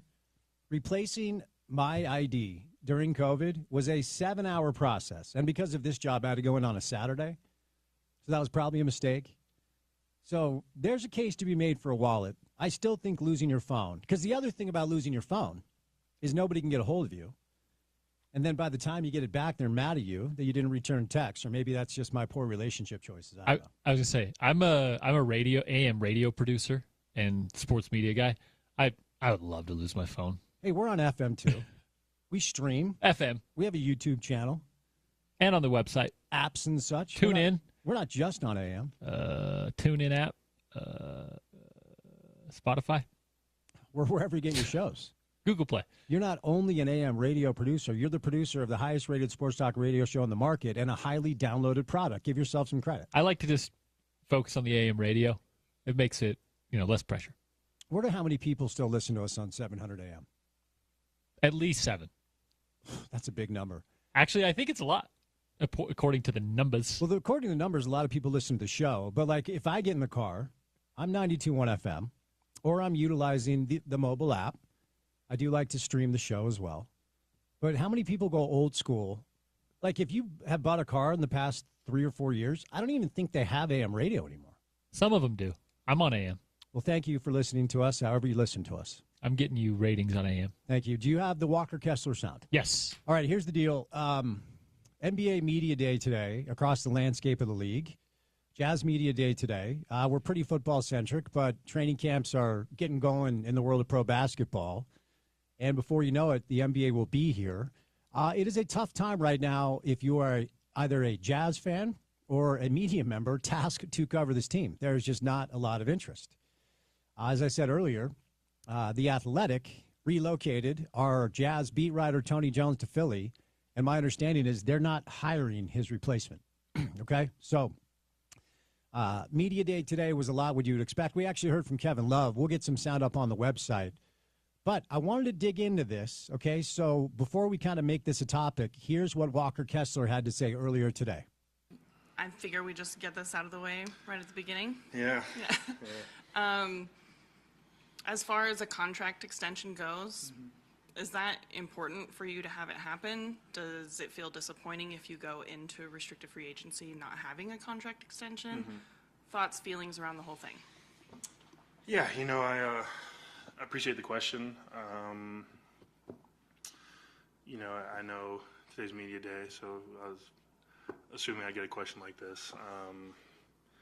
So I just want to say, I don't want to talk about it after today just because I think, during the season, tomorrow's training camp, it's the start of the season. I don't want it to be a distractor for me or for my teammates. But that being said, I'm definitely a little frustrated with how, if I don't. But regardless, I love Utah. I love the fan base. I love my teammates. I love the coaches. And as long as have a Utah Jazz jersey on, I will play winning basketball. And I want to, and I love it. And I think for as long as I'm here, I'm going to play winning basketball. That's all I gotta say. All right, so Walker, a couple things here. The longest tenured player on the team now. You feel Walker like the old Kessler, man, obviously? He is weird, one of yeah, just a couple of players bit, on this roster where the decision now more than 4 years, this is the 4th year of what I call a clunky rebuild. I've called it that multiple times because that's my belief. I know there's a narrative that comes out of the front office where it's like, no, this was a tear down for 2 years, and now the rebuild starts now. Okay, that is the most insulting thing they've tried to spin, and they've tried to spin a lot. The most insulting thing is to try to get those of us that actually cover the team to believe that you spent 2 to 3 years breaking down to rebuild now. No, you just slow played it, and you blew it, and that's fine. It happens, but you went about this the wrong way, okay? There are a tremendous amount of questions on this roster. There's a tremendous amount of things that are very fair to point out as to whether or not this front office is getting it right or has completely blown it after deciding to break down the Mitchell, Gobert, Royce O'Neal, Joe Ingles iteration of the Utah Jazz. Bojan Bogdanovic, Mike Conley, Quinn Snyder leaves, Dennis Lindsey takes a different role. Now he's with Detroit, and he's done a great job of trying to rebuild Detroit. Quinn's in Atlanta. And the players that they decided to jettison have gone on to play really good basketball for other teams. And winning basketball for other teams. Donovan in Cleveland, Rudy in Minnesota. Joey's now older, so is Mike. But most of the players have gone on to play well in other places. And I will always believe there's a case to be made to pivot in a different way, I guess is how I'll say that. Now, behind the scenes, as we've been over on this show, I think we covered it better than anybody else in the market because I had some knowledge that nobody else had. It was clear that Donovan wanted out It was clear that once his contract was up, he was going to bolt. So if that's something that was a necessity, I understand. I still don't think that needed to lead to an entire teardown, but that's what they decided to do. And then throughout the early parts of this pivot or rebuild, I call it a rebuild, they can call it whatever they want, they were probably a little bit better than they thought right away because they kept Mike Conley for a minute, and then Lowry kind of proved that he was a legitimate all-star during year one when he had adults playing next to him. A guy like Kelly Olynyk, I referenced Mike Conley, and Lowry looked really good. So they started to win at a level that I don't think even that they thought they could. As the spin went, and I heard a lot of people say this, well, we were trying to tear down, but our coach was too good. My response to all of that was like, wait, who coaches the Spurs? They tore it down because they saw Victor Wembanyama. The Jazz knew about Victor Wembanyama. We learned about him as a young teenager when he was playing one-on-one against Rudy Gobert. And as he grew, you saw some video, and you're like, wait a second, this Wembanyama kid is like 4 inches taller than Rudy. What is going on here? But they decided to not go all in. And this is a complicated thing because they decided to pretty much go all in last year, and it didn't breed what they were hoping. It did not breed Cooper Flagg. It did not breed the top pick. It's why it's called a lottery. It is a risk. The NBA is not the NFL, where they award draft picks in an inverse order of standings. If it is, it would be easier to ask your fan base to watch an unwatchable product because of the long game. But you take a calculated risk, it doesn't work out. I think it's probably a risk they should have taken earlier on. But again, they decided they were fine with mediocrity and flirting with the play-in, and then landing with late lottery, mid-lottery picks. And the fact of the matter is, so far, there are question marks about most of these players. There are question marks about Isaiah Collier, who's a lead guard that can't shoot straight. If you're an NBA team in 2025 and your point guard shoots 28% from three, you've got a problem. I think there's a lot to like about Kyle Filipowski. This is a make-or-break year for Keontae George. He cannot guard his position, cannot guard his yard. He is inefficient. He makes bad decisions. But then he has a night where he'll go off for 40 and everybody gets excited. But that's not winning basketball. This is a make-or-break year for Keontae George. Taylor Hendricks, it's simple. We haven't seen enough because he's been hurt. I think there's a lot to like about Taylor. We know that Lowry's awesome. He's under contract. There are a ton of question marks about Cody Williams, who had a historically bad rookie season. Bryce Sensabaugh is a kid who can really light it up from the outside. Does he have any other tangible NBA skill set? I don't know. But what we know is Walker Kessler is a really good player. What we know is Walker Kessler could play and start for most teams in the NBA. Walker is 24 years old. Now, there's a case to be made that what they just did in the draft, bringing in Ace Bailey, who is a young 19-year-old, bringing in Walt Clayton, who is 22. He's actually a couple years older than Isaiah Collier. But if you look at the current landscape, there is a case to be made that really they are starting this process now. And I know that is depressing to hear if you're a Jazz fan hoping for a watchable product. Breaking news, it will not be this year. It will not be watchable. They will not win a lot of games. They're going to be among the worst teams in the NBA. But are you hoping that Ace shows some things at the age of 19 so you can say, okay, we are actually going to start with this kid as our new building block? And he's only 19. I hope and think Walt Clayton should start ahead of Isaiah Collier. I like Walter Clayton Jr. I think he's already a better player. He's a better shot maker. He is a winner. I love that Austin went and grabbed him. I think he's going to show some things. But when it comes to Collier, when it comes to Keontae, when it comes to some of these other players, we simply don't know who they are if they're ever asked to play for a team that's actually trying to win. It's a much different thing to be a 20-point scorer for a team that wins 15, 16 games than to be like a 12-point per night guy on a team that's actually trying to win rings. It's a much different thing, much different thing. If you've ever played for a team that is bad, and you're putting up numbers on that bad team, then you go play for a team that's actually really good and well-coached and they're trying to win. It's a different role that you're asked to play. There are plenty of stat stuffers in the history of NBA basketball that simply had usage opportunities because the team sucked. That's who Keontae is right now. A guy that can put up some numbers without really playing for a team that's actually trying to win, without playing for a team that's serious about competing. That's who Keontae's been. We don't know who Lowry is because Lowry essentially has been held out most of the time ever since year one when he showed that he is an all-star caliber player in the NBA.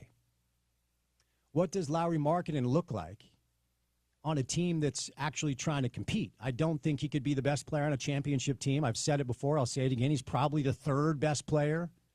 When you look at some of the rosters of teams that are actually trying to compete for titles this year, Lowry would be third or fourth. On 0 teams that are in the mix to win championships, would Markkanen be your first or second best player? He could probably be your third best player. Can Ace show some things early on? Because Markkanen's 28. He's going to be 29. He's actually entering the back end of his prime. So Walker's frustration today and the news that the Jazz have elected to not extend his rookie contract is really interesting for a number of different reasons. Walker's on the books this year for a little over $7 million, and the Jazz will retain his rights. This is very Gordon Hayward-like, okay?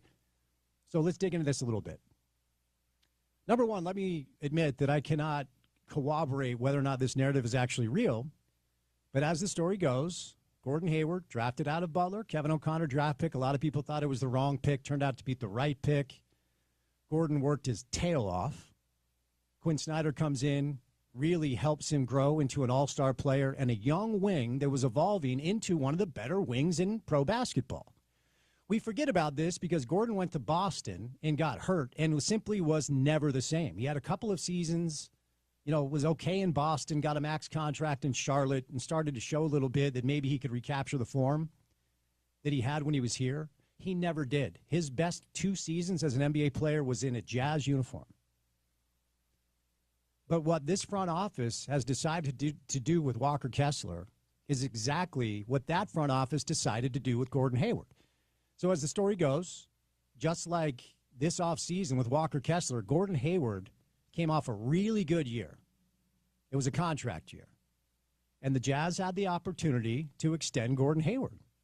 Instead, Dennis Lindsey, as they were allowed to do, because they retained the rights, just like the Jazz retained the rights with Walker Kessler, said, go out and bet on yourself. And then you go find a contract that's more than what we're offering, and then we get to decide if we match. That's our right. With the way that the league is set up, as the team that drafted you, we can decide if we want to match the deal that you go find.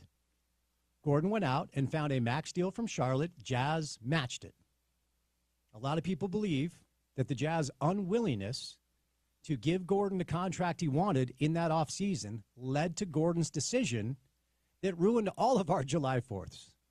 And honestly, is a day that probably doesn't get enough attention as one of the darkest days in Jazz history. Because what happened afterwards is you draft Donovan, you develop Rudy, you bring in Boyan, you bring in Ingles. Later on, you bring in Mike Conley.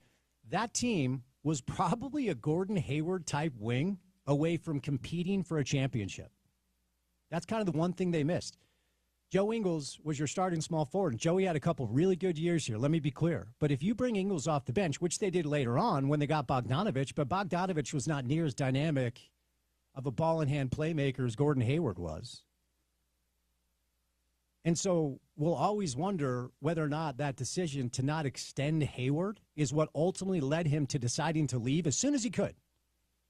As soon as Gordon hit unrestricted free agency, after he fulfilled his contractual obligation, because the Jazz did match that deal from Charlotte, as soon as Gordon could get gone, he got gone. He wanted to go play for his college coach in Boston.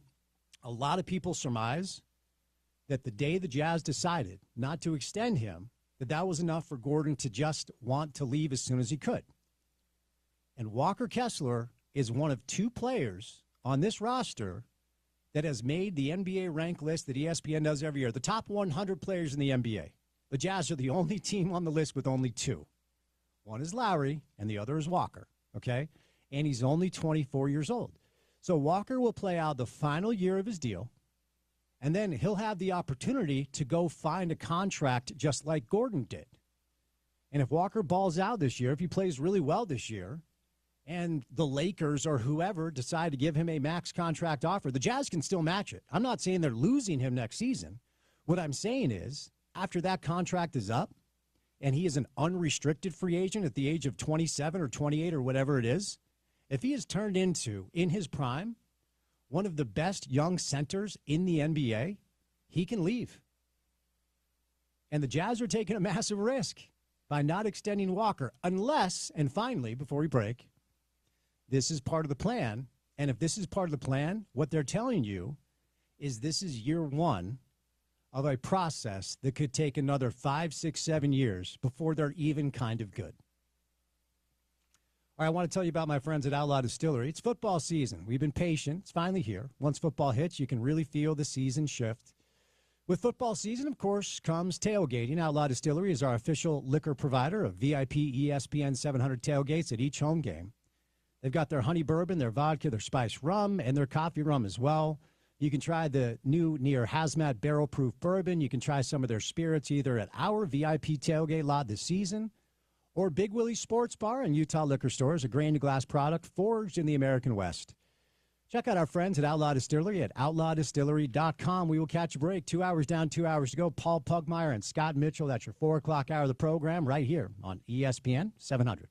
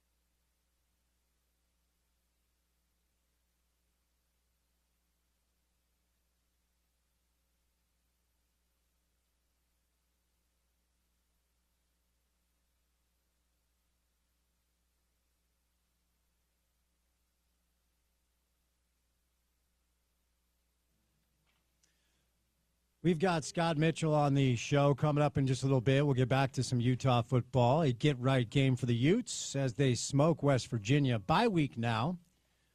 Going to welcome in Arizona State to Rice Eccles. Get to the 5 o'clock hour of the program. Monday Night Football with a doubleheader. Not sure how I feel about it. The hapless New York Jets taking on the hapless Miami Dolphins. Hopefully, the Bengals and Broncos will provide us with a better game. All right. Okay. We've got to do it. We've got to do it. Paul Pugmire, Monday afternoon. Hi, Paul. How are you? Well, I'm in mourning and kind of lonely and blue. Yeah. You know, I told you this. I had never watched a Ryder Cup until Rome a couple of years ago. Admittedly, it's not anything. I was familiar with it. I'd seen highlights, and now I'm like a total geek about it. I think it's such a fun event. I think it is phenomenal television, Paul. Like, let's start there. Like, it is a phenomenal TV show, is it not? The best there is. I think it's the best sporting event going. Now, granted, I'm a golf guy, and I get that I should be discounted because of that, but it is just bam, bam, bam, in-your-face drama, shot after shot, hole after hole, match after match. It just keeps coming and keeps going. It's the nature of the event, and I think it is spectacular for TV. I think it just cannot step away, cannot turn away from it. Do you know what the NFL Red Zone channel is, Paul? I sure do. So whoever's able to do that with golf, I think they're sitting on a mountain of cash. Like, just show every single shot.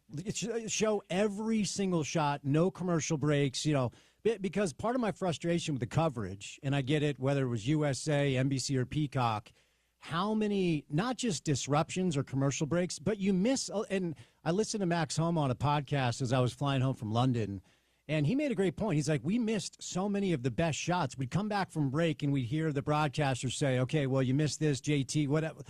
They need a red zone type broadcast for golf, don't you think? No question. And look, the thing about Red Zone is that it's a subscription service. You got to pay for it, and people are willing to do that. Same basic model, a subscription streaming service, every shot, every match, every player, every hole. Would you pay for that? Oh, for sure. Yeah. And look, are we the first in line? No, and we're not the last either. People would pay for that because it is such a nonstop, just festival of greatness. And I so agree with you. This event needs a red zone model. That's a dang good model. It needs to have something that just gives people the option to see every shot without commercial interruption and the audio for it. Well, they did that playing through thing where you get the audio from the commercial and it's split screen with the video from the commercial and the course. And we saw Tommy Fleetwood sink a putt and do a big scream. And what did we hear? It was some drug commercial or whatever. And I want to hear the audio for that. Okay, I'm ashamed to admit that even though I was on a family vacation, I had my phone in hand, and so I watched like all of it. Okay, I could honestly talk to you for 3 hours about this tournament. I get it. It was so compelling, but unfortunately, we don't have 3 hours, but we've got some time here. And instead of like going, because I could honestly ask you about every single match, but what is fair, Paul, to say today about Keegan Bradley? What's fair to say about Keegan as a captain? The way that's phrased, what's fair to say? Made some glaring mistakes, had some successes, but I think the most important thing that needs to be said about him is that he was put into a situation that is broken and improperly managed and improperly conceived.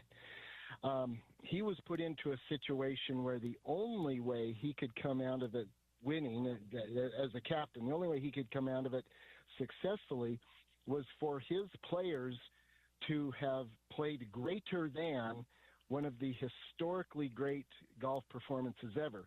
that the Europeans threw down. And look, let's make no mistake about it. Let's start and stop the conversation with mad props, big claps to the European players. They played great. They hit the shots they needed to hit. They made the putts they needed to putt. Each of those, in the moment they needed to happen, they were great. And there's an awfully lot about the way the U.S. played that was really, really terrific. They played so well. But when you're going up against a historically great performance, you're generally not going to exceed it. So back to your question, how do you sum up Keegan? I think he was put into a situation where, as an active player, which I think is a huge mistake, as an active player, he had a split allegiance in the 2 years he was the captain. Let's say the 18 months, a year and a half he was the captain.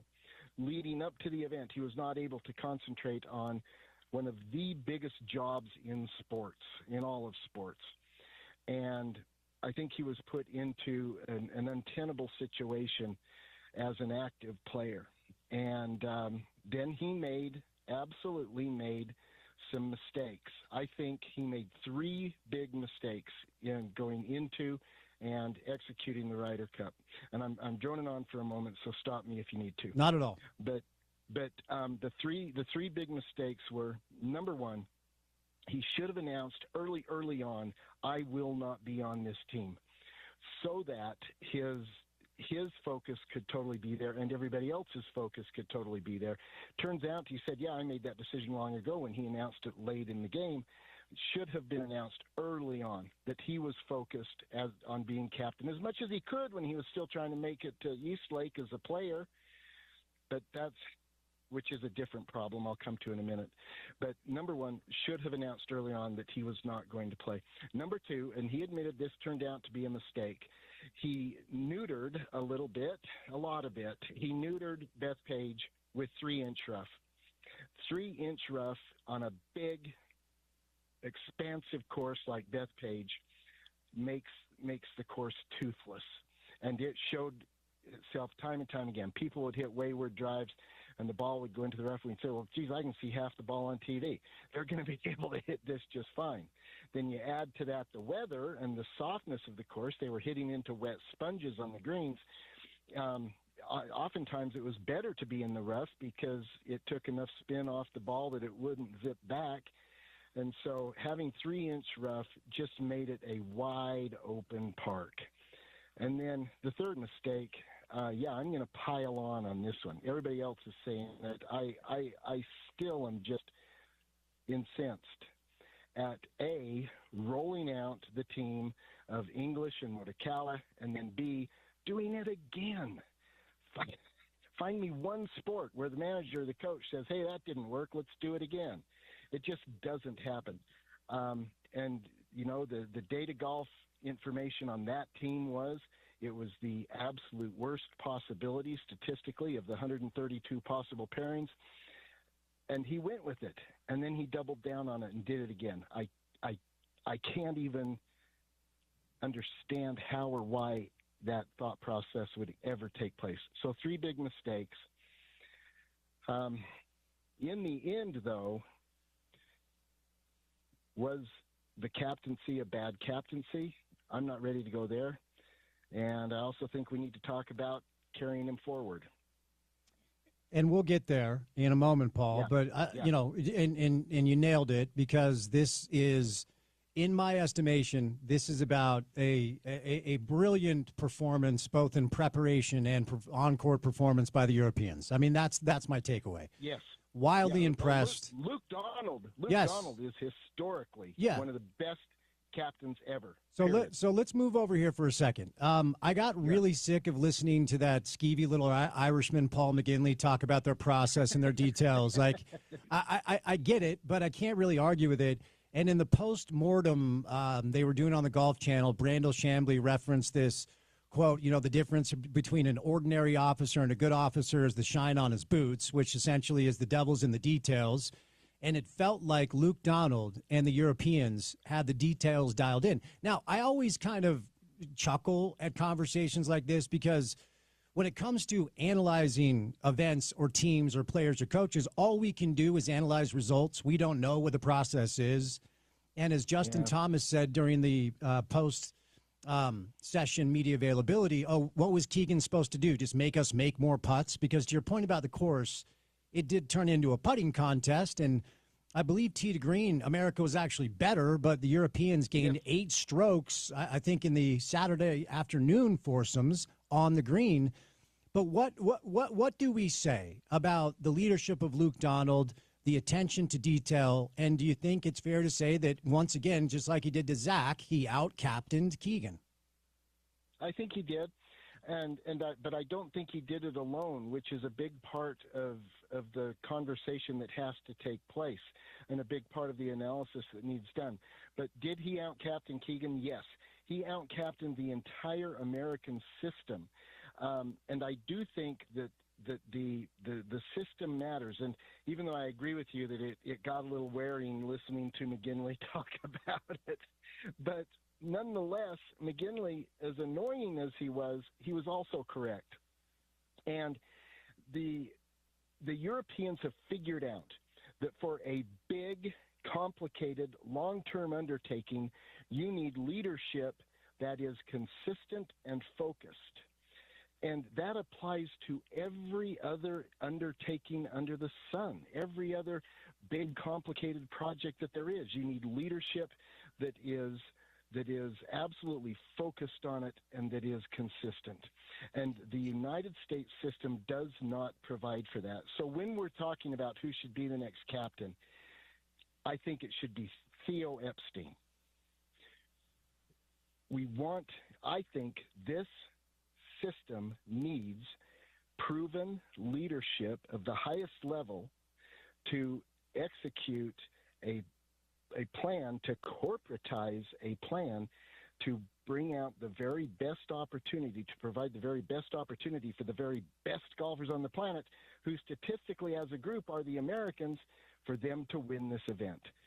And so if you have somebody who has proven an ability to do that, as Epstein has, if you have somebody who has proven the ability to actually use data, and I'm going back to English and Morikawa on this point, Epstein has. Now, I know he's not a golfer. What he is he is an absolute proven leader in the realm of getting top sports performance. And I say that hoping that it will, cause a little raised eyebrow. But in the absence of something like that, then what can we do to provide for consistency? I think that swings back to one or the other of Keegan Bradley, with a promise that he will say right now that he will not be a player, or Steve Stricker, who has proven that he can win and is mostly beyond his competitive days and will really focus on it. New PGA Tour CEO and friend of the program, Brian Rolap, actually appointed Theo Epstein to the new Future Competition Committee, so he already has his tentacles in the world of golf. So interesting out-of-the-box idea. All right, let's move over here, Paul. One of the things that you and I had discussed to preview the Ryder Cup is we've got Scotty and they don't. I was thinking about this. There's like a little LeBron to Scotty, right? Like he's generationally awesome. And there have been most people like me who will always pick Jordan over LeBron, point to LeBron's failings when the biggest of moments have been on the line. Now, has he always failed in big moments? No. But Mike was 6-0 in finals. I sat there and watched him rip rings off of John and Carl's fingers, off of Patrick's fingers, and Barkley. So is there something about Scotty's personality that doesn't allow him to compete when the chips are on his Ryder Cup record is awful. Now he goes and grabs a point against Rory, and I do want to get to Rory in a moment, but I'm going to ask you about Scotty what I asked you about Keegan. What's fair to say on this Monday about the best player in the world and maybe of this generation, Scotty Scheffler? He didn't show up. He didn't show up until Sunday. And when he started to show up on Saturday afternoon, he drained a downhill left to right, sliding slick 25-footer that was a beautiful putt for a birdie that should have won the hole. And then Rahm came in right after him and capped the birdie, capped the putt, and took it away from Scheffler. And it other than that one moment in the formats of Fridays and Saturdays rounds, Scotty did not show up. Now, I do think that this speaks somewhat to the format. Golf culture, certainly in Great Britain, and I know less about continental Europe, but absolutely in Great Britain, golf culture, the kids grow up with and people live and die with team golf. Club members go out and they play foursomes. They go out and they play four balls, and that's the way they play the game. It's a comfortable thing for those European players, especially the GBI players, when they are growing up and when they're just playing club golf.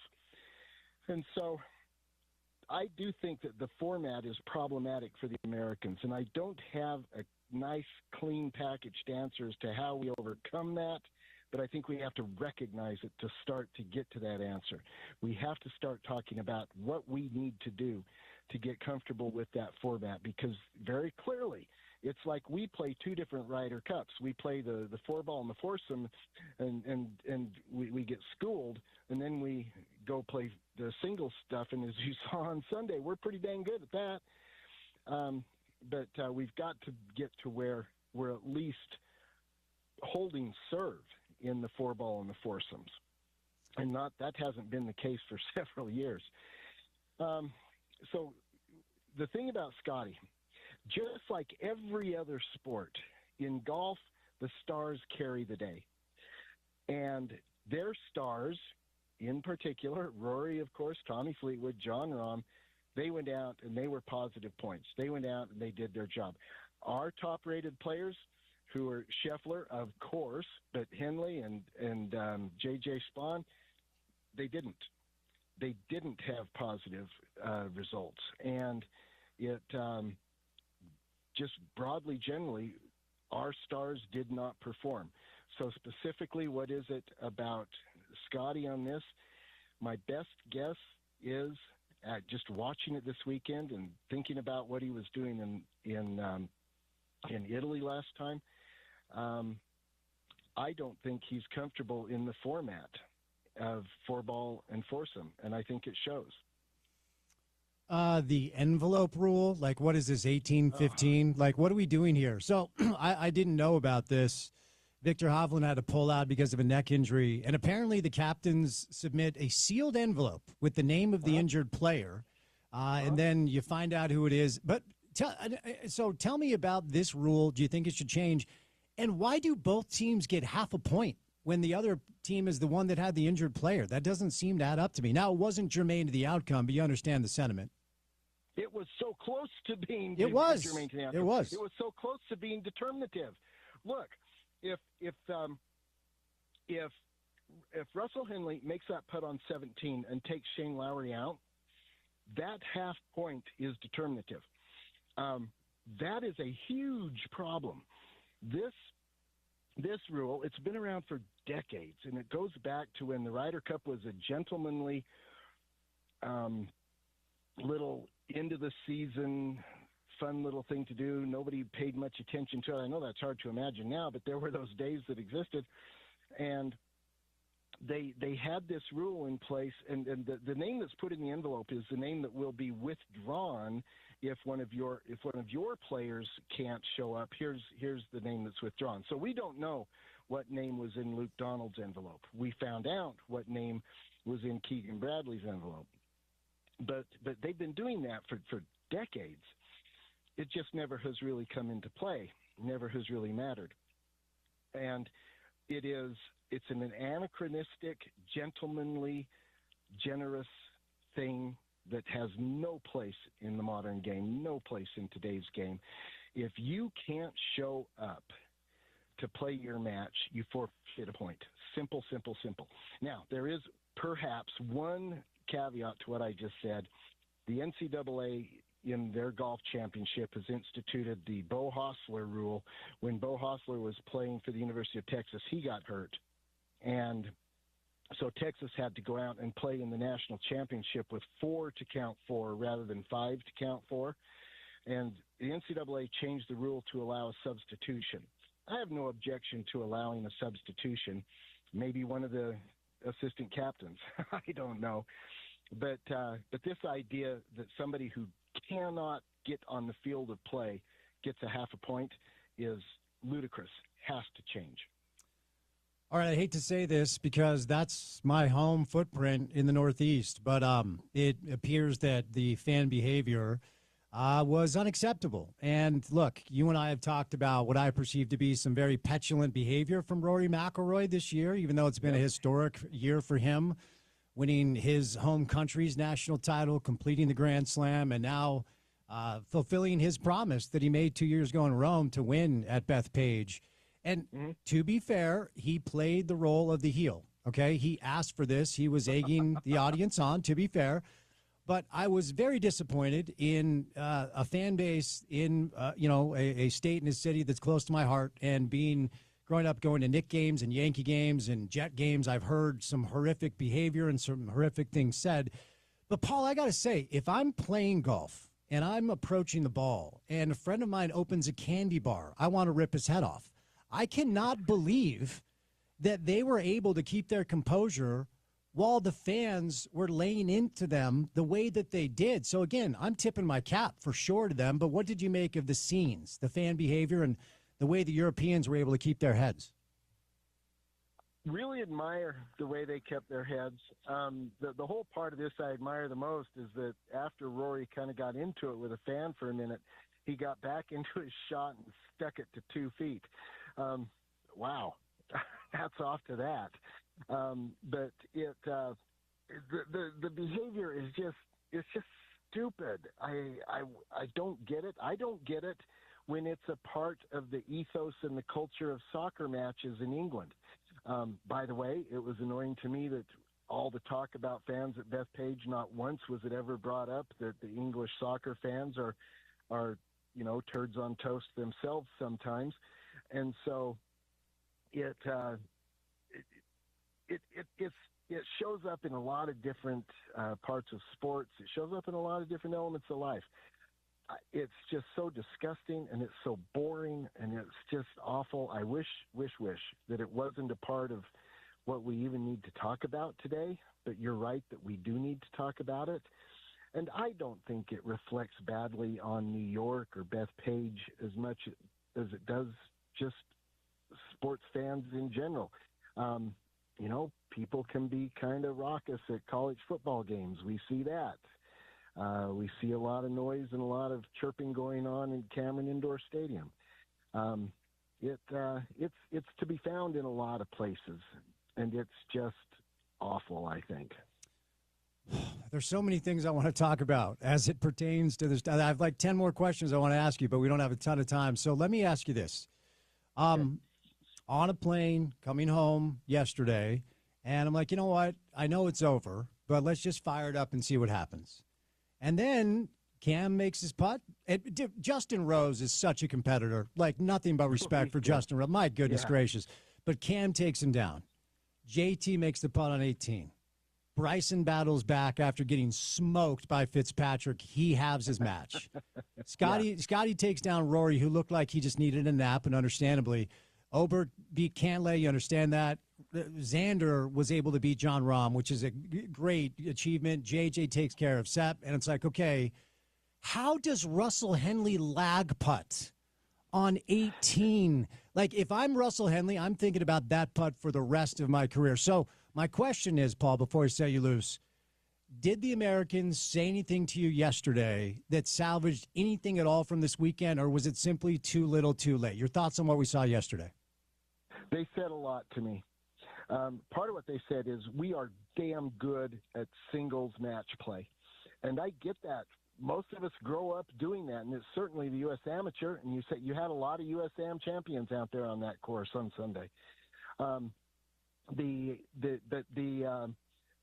showed a lot, an awfully lot, that only out of 11 matches on the course, only one went blue. And that, as you mentioned, was Oberg over Cantlay. But the whole rest of the way. Now, Henley, he left putts. Not only he left it short on 18, he left it short on 17 as well. Yeah, that'll haunt him. I really think it will. Putting should haunt Sam Burns. He goes in statistically the best putter in professional golf, and he did not deliver, did not show up with the putter at all. So there's a great deal to be haunted by, but I also think there's a great deal to feel encouraged by. That performance on Sunday was really strong and really terrific, and I think it showed a lot of heart, and it showed a lot of commitment to excellent golf and the ability to deliver. You're so right. We're going to remember, especially JT and Bryson, what they did yesterday. That was terrific.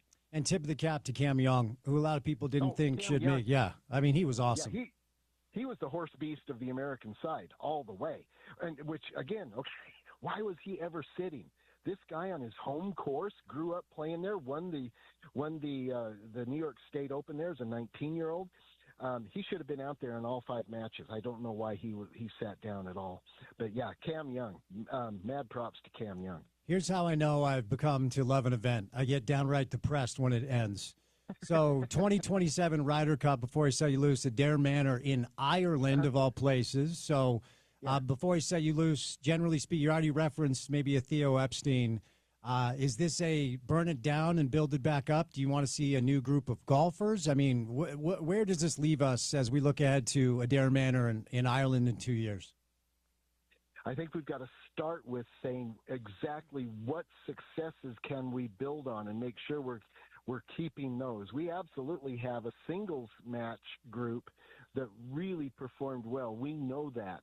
I do think that we should really put a lot of thought into consistency in the players, and absolutely consistency in the organization and its leadership and its management has to go. It has to take a decade-long view when the decisions are made, which means 5 Ryder Cups at a time. As we are planning 2027 at Adair Manor, I think we need to be planning 2037 as well. Paul, thank you, sir. Great event. Again, all credit to the Europeans. They deserve it, and they're taking the Ryder Cup home, and already I'm looking forward to a couple of years. Thank you, sir. Thank you. All right, we'll catch a break. We're back to Utah football coming up on the other side with Scott Mitchell. We'll get into the 5 o'clock hour of the program.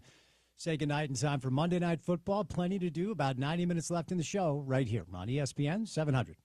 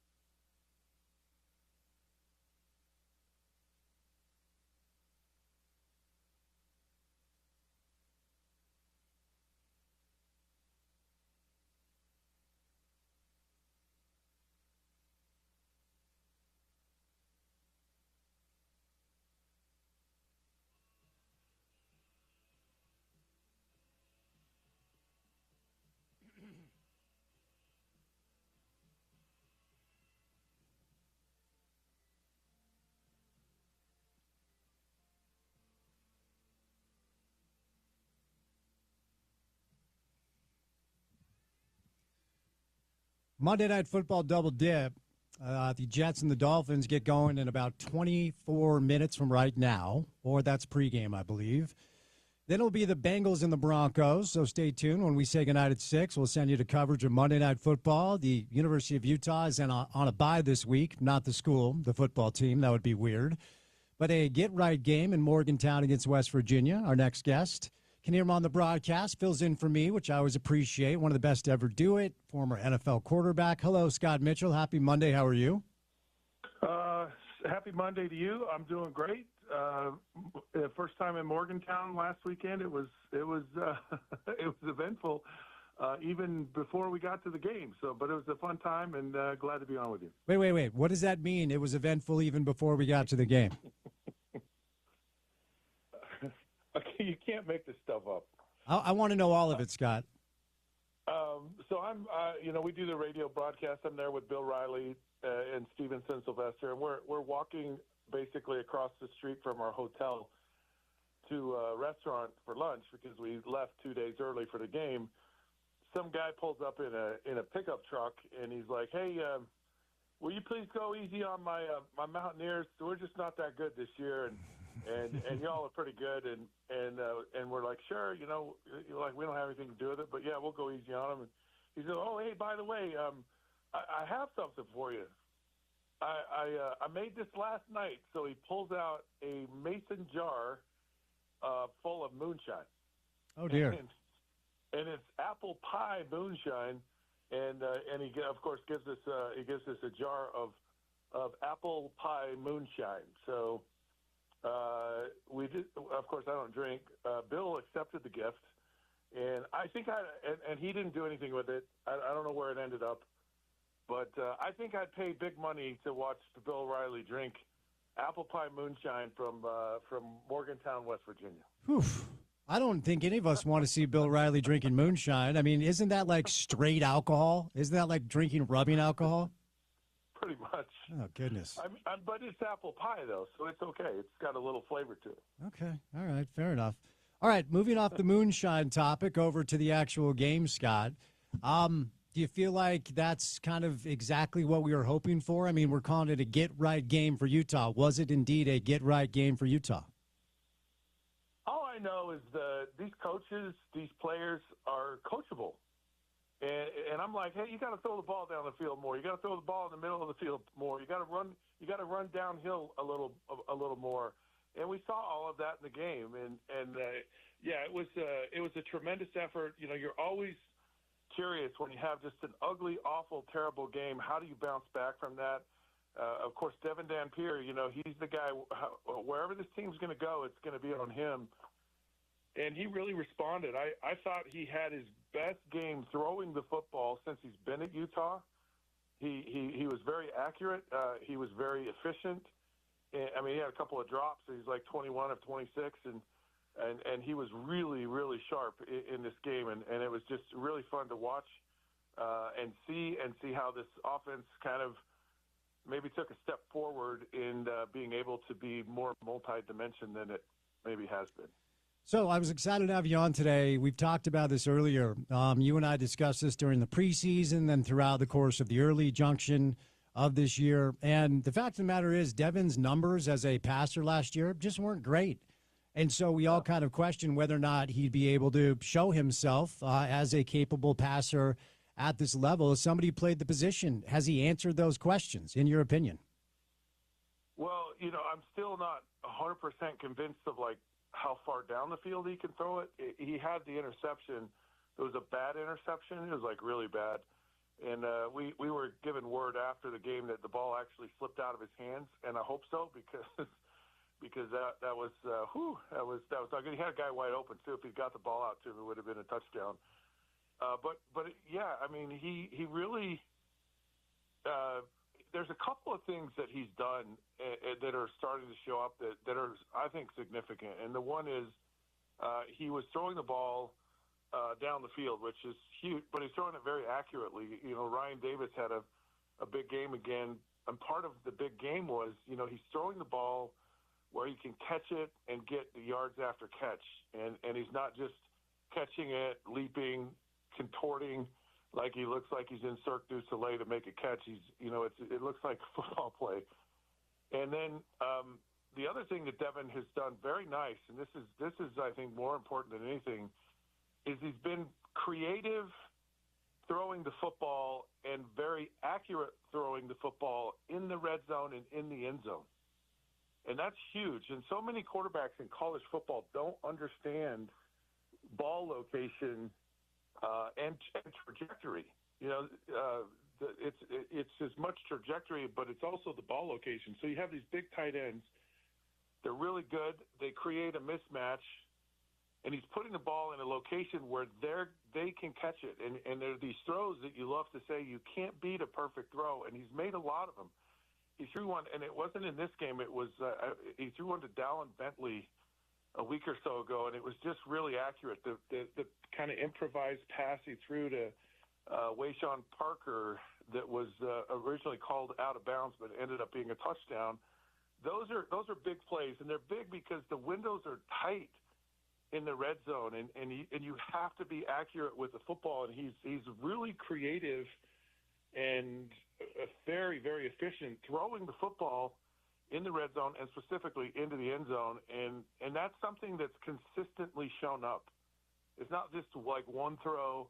It's like consistent. You think of the throw to Larry Simmons in the Wyoming game that was kind of the bobbled snap, and he recovered from that and just throws a strike. So that gets me excited. Because if you can score touchdowns in the red zone, which Utah's done at a massive clip this year, you're going to win a lot of football games. It's difficult every week when it comes to analyzing these things when I perceive the opponent to maybe not be up to Utah's level. So since I was off last week, Scott, I do want to ask you about what you saw against Texas Tech and whether or not maybe it's time to admit that Texas Tech could be the class of the conference, and maybe, just maybe, it's not close. So since I didn't talk to you last week, what were your takeaways from Tech rolling into Rice-Eccles and really taking it to Utah? Well, they're certainly a really good team, but this was a 3-point game, and Utah had kind of just,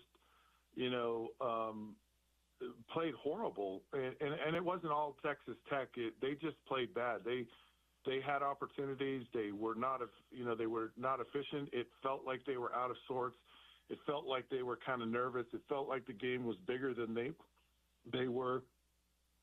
It felt like they were playing kind of tentative. Devin did not look at all like he's looked all year. I mean, and we got news after the game that he'd had an injury, and it looked like it. I mean, he didn't look like he played very well. So I was feeling a lot better about things after this week, and I don't think Texas Tech. Yeah, they're probably the best team in the conference, but I don't think Utah is far off. The thing that really concerns me is that loss could be so devastating because you don't have to be the top team in the conference. You just have to be one of the top two. And it's really hard when you don't play Iowa State and you've lost to Texas Tech and you're really hoping for a lot of things to happen. Is it possible for Iowa State and Texas Tech to go undefeated the rest of this year and end up in the conference championship? I don't know if they'll go undefeated, but it certainly feels like they're on the best track to get there. And so this loss a week ago to Texas Tech is huge for Utah when the game was very gettable and it was close all the way up to the end. And Utah played poorly. They play decent. The quarterback plays well. It's a different ball game, but they lost that game now, and now you got to hope. I mean, we have to cheer for Arizona State. We have to cheer for BYU. We have to cheer for TCU. Those are kind of the common games that Texas Tech and Iowa State have, because their schedules aren't super hard the rest of the way, those two teams. So we'll see what happens. But it's just focus. You got to get rid of the past. Utah did a great job answering back, and they got a bye week, which I think is very timely, and then they play Arizona State at home. So, again, trying to analyze who Utah is based off the competition, West Virginia was without their starting quarterback, apparently their 3 preferred running backs, 3 of their offensive linemen, and a starting tight end. So as I ask you every week, I mean, I am in the same place with Utah today that I was to start the year. I think they're good. And I think fully healthy, they're going to have something to say about the conference. I believe that today, just like I believed it to start the season. How accurate of a litmus test was this based off the competition, or was Utah just simply a much better, healthier, more talented football team all the way around? It's interesting you say this like that, because my first comment when the game was over was like, well, we still don't know who Utah is. Like, we totally don't. I just, if the quarterback wasn't healthy against Texas Tech, then you don't know how good the team is. What does a healthy Devin Dampier look like against Texas Tech in a different game? We don't know. Last week, like you said, with all these people out, West Virginia was terrible. Okay? They were not a good football team. This game was basically decided at the coin toss, and Utah just controlled the game from start to finish. And they just and there was never a moment when you go, ooh, like they were just so businesslike, so efficient. There was no resistance at all, offensively, defensively, from West Virginia. I don't think West Virginia even felt like they ever had a chance to win. I don't think they were trying to win. So with that being said, you don't really know how good Utah is, other than they played an opponent and they did what they were supposed to do flawlessly. So you go, you know what? That speaks volumes for where this team is. I think Utah is like most teams in the conference. I think it's anyone's conference to win. I think Utah should and will compete to win the championship, and it'll just come down to, in my mind, who finishes games the best. That's where it really is. And Utah didn't finish the game well against Texas Tech, but it's going to be like that against the good schools that Utah plays the rest of the year. How do you finish out these games? And if they can figure that out, then they have a shot. But if they can't, then it's going to be hard. They're going to have 2 or 3 more losses on the year. Missed tackles, Coach Witt himself talked about it after the game. The number was 10, which isn't a massive number, but, for a program and a coaching staff that prides itself on being one of the most physical football teams in the Western United States, are you concerned about the missed tackles? And do you think any of it has a direct line to the lack of live physical games or training or practices that we saw in training camp? Give me your thoughts on that, Scott. I think it's a choice the coaches made about the lesser of two evils.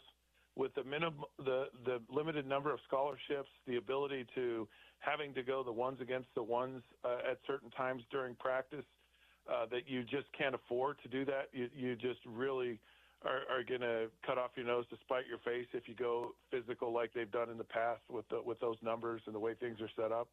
And I think they just said, we'd rather have healthy bodies, and we'll just work through the missed tackles. And it does impact things, and it does make a difference. And I think it's a challenge, because this is the calling card of Kyle Whittingham, are tough physical teams. I can't tell you how many times I've heard through the years, I'm sure you have as well, when you talk to other schools, what do you think about Utah? Almost to a team, they always say they're physical. They're physical. When you leave a game with Utah, you feel like you've been beat up. And it's because of that kind of toughness that they have. Bloody Mondays are a thing at Utah, and it's a physical grinding day. And I don't know that they happen anymore. And so can you remedy that? Maybe to some degree. If these guys were longtime seasoned professional athletes, you don't hit, because they know how to tackle, but they're still growing and still learning. You see Jackson Benny, you see Nate Ritchie, and it's really kind of in those tough situations, 2 areas, open field tackling, and then it's kind of in the trenches, getting off of blocks and making those tough plays. And that's where you've seen a lot of these missed tackles, and those are just, things that it's hard to simulate that if you don't do it in practice and to expect to do it in a game. So it's a tough spot. I don't know that it's going to change much. I mean, I don't know that they can change it. They just hopefully, as the season goes on, they get better and better at tackling. So, as a guy that played the position, again, college pro, we discussed quite a bit as far as the wide receiver room and who Devin would look to. And maybe we just overthought it, Scott, because we can be reductive. Devin knows Ryan. They just know each other. They played together for a long time, and Ryan has 36 catches. That's sixth in college football. Is this just simply put, they're comfortable with each other? And do you feel like that this is wide receiver one and will be all year? Well, let me correct you really quick. You said I played in college and professional. I also played in high school too. I don't Yeah, wanna, you did. I don't want to cut. And Pop Warner. And Pop Warner. Yeah. By the way, my first three passes playing quarterback in Pop Warner were intercepted. So Okay. All right. very humble beginnings. Well, you figured it out. Well, it's not only Devin, right? It's Jason Beck. You know, he's the guy that dials up a lot of the plays. And so he has that confidence. He has that comfortability in Ryan. It's a known quantity, and absolutely as a quarterback, man. If you look, you have to trust the minute that ball leaves your hands that guy is going to make you look good, and you have to know, because there's nothing worse than wasting your rep, wasting your throw on a guy that's just going to drop the ball. Or not get open, or it's a two-way street. This relationship between a quarterback and a wide receiver, and it's a very trusting relationship. And it's not just catching the ball, but it's catching the ball in tough situations, whether it's tight coverage or it's a third down or it's a critical spot or it's whatever it might be. It's like you don't want to throw the ball to a guy that you can't trust, and you look for the guy that you trust in situations. You know, if you have man routes and you can go to pretty much any receiver on the field, and your guy is in man coverage, you're going to look for him a lot. And I'm sure that happens with Devin, and it's just over the course. And those relationships are not something you just go, okay, we're going to have a relationship here. Like, you have to work at it in practice, and you have to talk about it. And you hear these guys, and they spend a lot of time with each other off the field. So there's always going to be a discussion. There's going to be a relationship. It's not like they just show up at practice and games. They don't know each other, and then there's nothing that brings you closer when you execute with the guys in the trenches. Like there's a certain like brotherhood that exists there.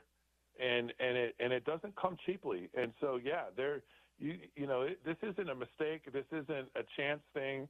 This is a 100%, a special bond. It's awesome when you have it. I don't know that I can think of a quarterback wide receiver tandem at Utah that's been that way in the past. And I wouldn't knock it. I wouldn't discredit it. And I would just run with it. And augment it with other guys in other situations. But, that's a special thing that can be a significant weapon in those tough, critical situations when you need offense and you need a play.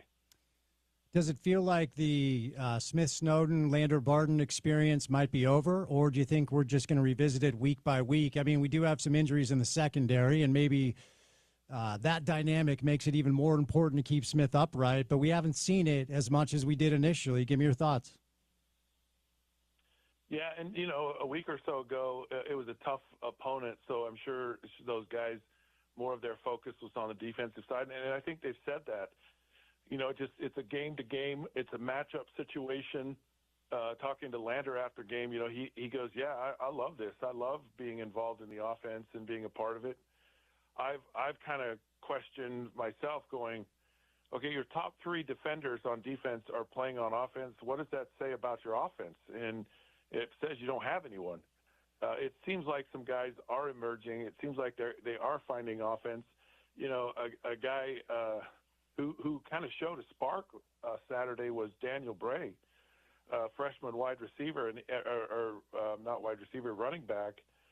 But you started to see a little bit of, that guy's got some juice. That guy has something that they can build on, and I think that, and I even asked Coach Whittingham about this after the game. He says, absolutely, we want to get him more involved in what we're doing offensively, and maybe that could replace the Smith-Snowden side of it. But I'd love to see Lander Barton get down the field a little bit and catch the ball down the field, and it's a really new and unfamiliar thing to him though.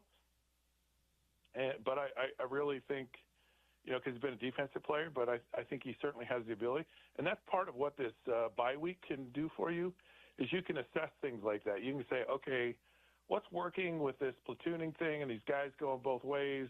Are there things that we can develop more because we have more time here? We can really work and get comfortable with some more looks on things, and how can we totally take advantage and utilize the talents of these guys? I love all of them offensively. I love all of them defensively. So, if it's what Utah feels it needs to win, then you put whoever in the game and you figure out the best way to give you a chance to win every game, because the wins in the Big 12 are precious, and you got to win as many of them as you can. Bye week, Scott. Boxes that need to be checked. The injuries. Well, knock on wood, it's at this point not what it's been like over the past couple of years. But we saw Jackson leave with an ankle. Apparently, Nate Ritchie is banged up. So, obviously, getting healthy. Arizona State, we've talked about Utah with a get-right game against West Virginia. Arizona State with two big wins back-to-back over Baylor and TCU. They're back in the mix.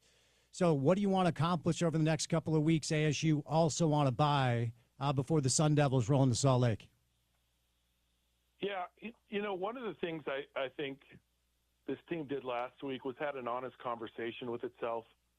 I think they you almost see sometimes when a team has a turning point game. You think of the Detroit Lions this year, the first game of the year against Green Bay, and they look terrible, but then they've looked really good since then, and it's been a game that's kind of galvanized them. And you wonder if that game, because that was the vibe you got after the game from the players. And it was like, we kind of screwed the pooch here. We really could have played much better than we did, and they were embarrassed, and they felt like they lost the game more so than TCU won it, or Texas Tech won it. And so I think, and they did. They had that honest conversation, and they came back just a totally different team. And so I think the bye week, the most important thing you can do in a bye week is have another honest conversation. Where really are we as a team? And so some of these questions like, using these defensive players, is that helping us? And if it is, how can we do more of it? Are we too predictable? Or do we have weird tendencies or glaring tendencies? Where fundamentally can we work on stuff? And it's a great time to just get back to the fundamentals. And maybe there is a little bit more tackling that goes on in this situation. But it's having that honest evaluation, that honest conversation is the most important thing. And then you have some injuries, so now it gives you a chance to give guys who haven't got the reps, they get some reps defensively, or they make some adjustments in the secondary, and maybe Smith Snowden moves to a different position. Maybe who knows how they change up that rotation there, but it gives them the time to do it. And then this Daniel Bray, and he's a guy that now could evolve and become more of the offense. So it's, to me, it's always about having the honest conversation, and the honest conversation dictates everything that you do. And if you have that conversation first, then you go, well, here's our marching orders, or here's our to-do list, and we know what to do. But to go in and just say, well, we're going to rest everyone, or we're going to we're just, whatever. You really need to know what you're doing so you actually take advantage and get the most out of having a bye week. All right, Scott, before I set you loose, again, it's tough, and I give a lot of credit to Texas Tech, and they spent a lot of money on their team, and it looks like their concept has worked. They're very, very talented. So we have Utah tested against one very good team, and as you referenced, for a while it was back and forth. They were in the game, then it got laid loose. And I think they've smoked for either mediocre or bad teams. Arizona State will tell us a lot. The trip to Provo will tell us a lot. Through 5 games, what do you feel like you know about Utah? What are you still hoping to learn as the season unfolds? So what I know about this team is they're one of the top teams in the conference. they're a team that defensively they play pretty tough. Offensively, it's a work in progress. This team is just going to go where Devin Dampier goes. He's not running. He didn't run this week against West Virginia, and maybe a lot of that was because they could get away with that. He wasn't really, moving around, throwing the ball as much. But they're a team that's like fighting, and they're tough. But what I want to know is, and this is the most important question, can this team finish? And I'm talking about both sides of the ball. Because you're going to be in for a dogfight against Arizona State. You're going to be BYU, probably Colorado. Who knows what Cincinnati? They went in and won a big game on the road. And you got to go to Baylor. So you're going to be battling late in games. And I want to know if this team can finish games. And that means you got to stop the run late, because it was a problem in actually the last two games where tackling and stopping the run late in games was not happening. And then can you go on drives? Can you convert third downs? Can you make defenses play you honest and go and get a game-winning drive? Utah's not done that yet, and they're going to have to do that. So can you win, and can you play at a high level when the pressure's on? And we don't know that yet, and I hope to figure that out before the season ends. Scott, thank you, my friend. Appreciate the time. Thanks for your willingness to fill in last week. I always appreciate it. You travel safe, and we'll chat soon, okay? All right, always a pleasure. Thanks, Vince. All right, Scott Mitchell, former Utah quarterback, long time in the NFL. You can hear him on our broadcast alongside Bill Riley and Stevenson Sylvester. Get right game for the Utes. They smoke West Virginia and Morgantown. And now it's a bye week before Kenny Dillingham and the Arizona State Sun Devils roll into town. Coming up on the 11th, it's an 8:15 kick. It's a late kick. It will be televised on ESPN. We'll catch a break. Monday night kickoff. The Jets and the Dolphins are going to get going coming up in about 10, 15 minutes. Later on, it's the Bengals and the Broncos. We'll send you to Monday night coverage when we say goodnight at 6, right here on ESPN 700.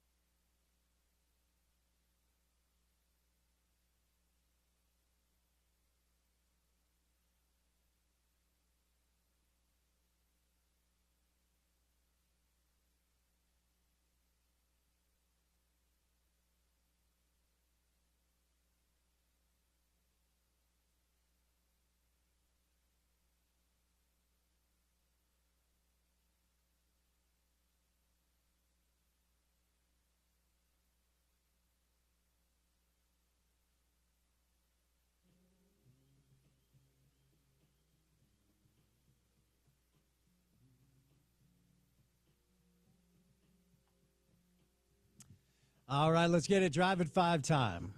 Monday afternoon, 9 minutes past the hour of 5 o'clock, about 76 degrees and a little cloudy outside. Happy Monday to you. Hope you had a great weekend. Jam-packed sports weekend. Very busy sports weekend. Week 4 of pro football comes to a conclusion tonight with a doubleheader. Monday Night Football will get going in about 5 minutes. The winless, hapless New York Jets taking on the winless, hapless Miami Dolphins. Hopefully the late-night game will be better. It is Cincinnati and Denver. The Broncos a healthy 7.5-point favorite. The Dolphins are a 2.5-point favorite over the Jets. Jamar Chase, Pat Surtain will go at it tonight. Should be a good one in Denver. We'll see if they can kind of get back to their winning ways. University of Utah football team on a bye this week after taking care of West Virginia 48-14. They will welcome in Arizona State in what is a massive game, probably the best home game left on the schedule. You know, we blink and this stuff happens pretty quickly. I always tell you to kind of enjoy the moment. 4 home games left for Utah football. Arizona State, Colorado, Cincinnati, and K-State. K-State got a nice win over the weekend, so maybe they're going to be in the mix. Utah right in the mix for the Big 12 championship, even though they got undressed by a very talented Texas Tech team. BYU went on the road and took care of their business after a very auspicious start against Colorado. BYU had only given up 13 points all year. They gave up 14 points to Colorado in the first quarter. That defense dialed it in. Bear Bachmeier, the young freshman quarterback for BYU, is the first BYU quarterback in the history of the program to have 10 touchdowns accounted for without turning the ball over. So off to a really good start. BYU plays West Virginia in Provo on Friday night at 8:30. Late kick in Provo. That game will be on ESPN. RSL gets a win over the weekend, a much-needed win against Austin 3-1. They'll be back in action coming up on Saturday against Colorado. 1 point out of the playoff race as of now. They're trying to get up to 8 so they can host a play-in game. But work to do for the lads. Media day across the landscape of pro basketball. Talked about this earlier. Walker Kessler asked about his contract extension, or I should say the lack of contract extension. Our own Sarah Todd, friend of the show, asked him the question. Said he was very frustrated, doesn't want to make it a thing, does not want to talk about it. I'm sure he will be asked about it all season long. The Jazz have elected to do with Walker what they did with Gordon Hayward. Ow, that hurt. My gums are bleeding at this point. So we talked about this earlier. If you remember, and I cannot corroborate whether or not this narrative is correct, the Jazz elected not to offer Gordon Hayward a contract extension after his rookie deal was up. They instead asked him to go bet on himself, which he did. He had a really good year and then was able to grab a max contract offer from Charlotte. The Jazz did match that offer, and then Gordon was here for another 4 years. But as soon as he had the opportunity to leave, he walked out the door very quickly. And a lot of people believe Gordon was a bit offended that the Jazz decided not to extend him and give him that contract offer he was looking for. Walker is one of 2 players on this roster who's proven. All due respect to Kevin Love, who's no longer who he used to be, but it's Larry Markin and it's Walker Kessler. ESPN preseason NBA style, they do their top 100 NBA player rank. 2 Jazz players on the list. It's Larry and it's Walker. A lot of questions about the rest of the roster. So that's kind of the most noteworthy thing, no pun intended, coming out of Jazz Media Day today. We talked about that a little bit earlier. If you're looking for Jazz Media Sound, I'm sure it's up on the website or all over the place. So Monday Night Football tonight, when we say goodnight at 6 o'clock, we'll send you to the Bengals and the Broncos. A lot of Broncos fans here in the market. Bengals trying to make their way without Joe Burrow. The Denver Broncos are a very healthy favorite. But we'll talk more.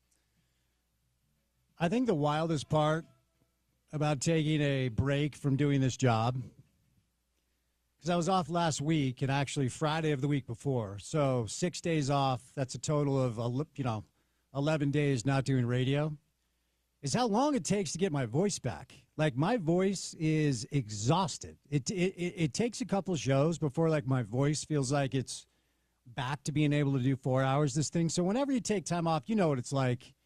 And then you got to come back and do a 4-hour show as a solo host, even though you are a contributor to the program, which I appreciate. I'm always blown away at how my voice gets tired within like an hour. Like, I need to get the pipes back. Yeah, it's a real thing. I know that during football season, and then when Bill was here, I used to do his show like twice, maybe 3 times a week sometimes during the year, because he had Utes, RSL, all of the above. So I used to fill in for him a lot. And yeah, when you're doing the thing every day, it'll take a toll that you don't really realize. It's not really top of mind when you think of complications to the gig, but it's one that unless you're like a telephone operator or a dispatch person who's talking all day long, I don't know you really have many other jobs that do that. And I really don't like to talk when I'm not on air. Like, right. I go home. I live alone, me and the dog. So occasionally I'll talk to Duke, see how he's doing, check in, see if he's got a hot political take. There you go. He's a registered independent, which these days is nice. We'll watch some Monday. Centrist? Indeed. He's moderate. But we'll watch some Monday Night Football. Sense. We'll watch some Monday Night Football. But no, I don't talk much if I'm not on air. And, ultimately you get back on air and it takes a minute to get the rhythm back. Oh, by the way, I want to say a special thank you to everybody who reached out to make sure that I was doing okay.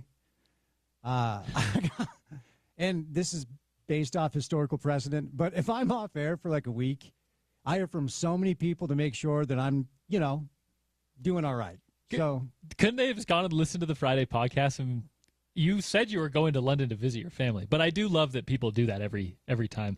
Even if I am gone for a minute, people are like, hey, what's up? Yeah, like, yeah. Dude, I'm not doing radio for a few days. Relax. Yeah, we get time off just like the rest of you. But thank you for your well wishes. It is great to be back. I do love this job. And this time of year, there's so much to get to. Monday Night Football coming up on the other side. We'll have the Bengals and the Browns. No, excuse me, the Bengals and the Broncos. A lot of Denver fans in the market. Busy Tuesday show, Porter, before we say goodnight. What comes up on the program? Yeah, Bill Riley will stop by, of course, recapping Utah's trip to West Virginia. We'll talk to Sam Brockhouse, our friend from Sumer Sports. We can go one of a couple ways, college or pro football, with our friend Sam. Andy Larson will stop by the program. Yes, Andy was at Jazz Media Day, but he's also been covering some football. Yes, he has. So we'll talk to Andy on a Tuesday. And then, of course, Dave Fox. All right. I'll be on TV with Dave tomorrow night, 10:35. So as a result, we are contractually obligated to have Dave on the show. Enjoy a Tuesday show. We'll say goodnight. Monday Night Football comes your way coming up on the other side. Special thank you today, Jason Christ, Josh Furlong, Paul Pugmire, and Scott Mitchell. For the sound you may have missed from the show, website, ESPN700sports.com. Download our mobile app and take us on the go. ESPN 700 app is available in the App Store or the Google Play Store. Support our podcast. It's called The Drive with Spence Checketts. It's available wherever you get your shows. Subscribe, rate, review, say nice things in the comments, and give us all the stars. It helps. Reporter, I'm Spence saying goodnight. Bear with me. My voice will be back hopefully tomorrow.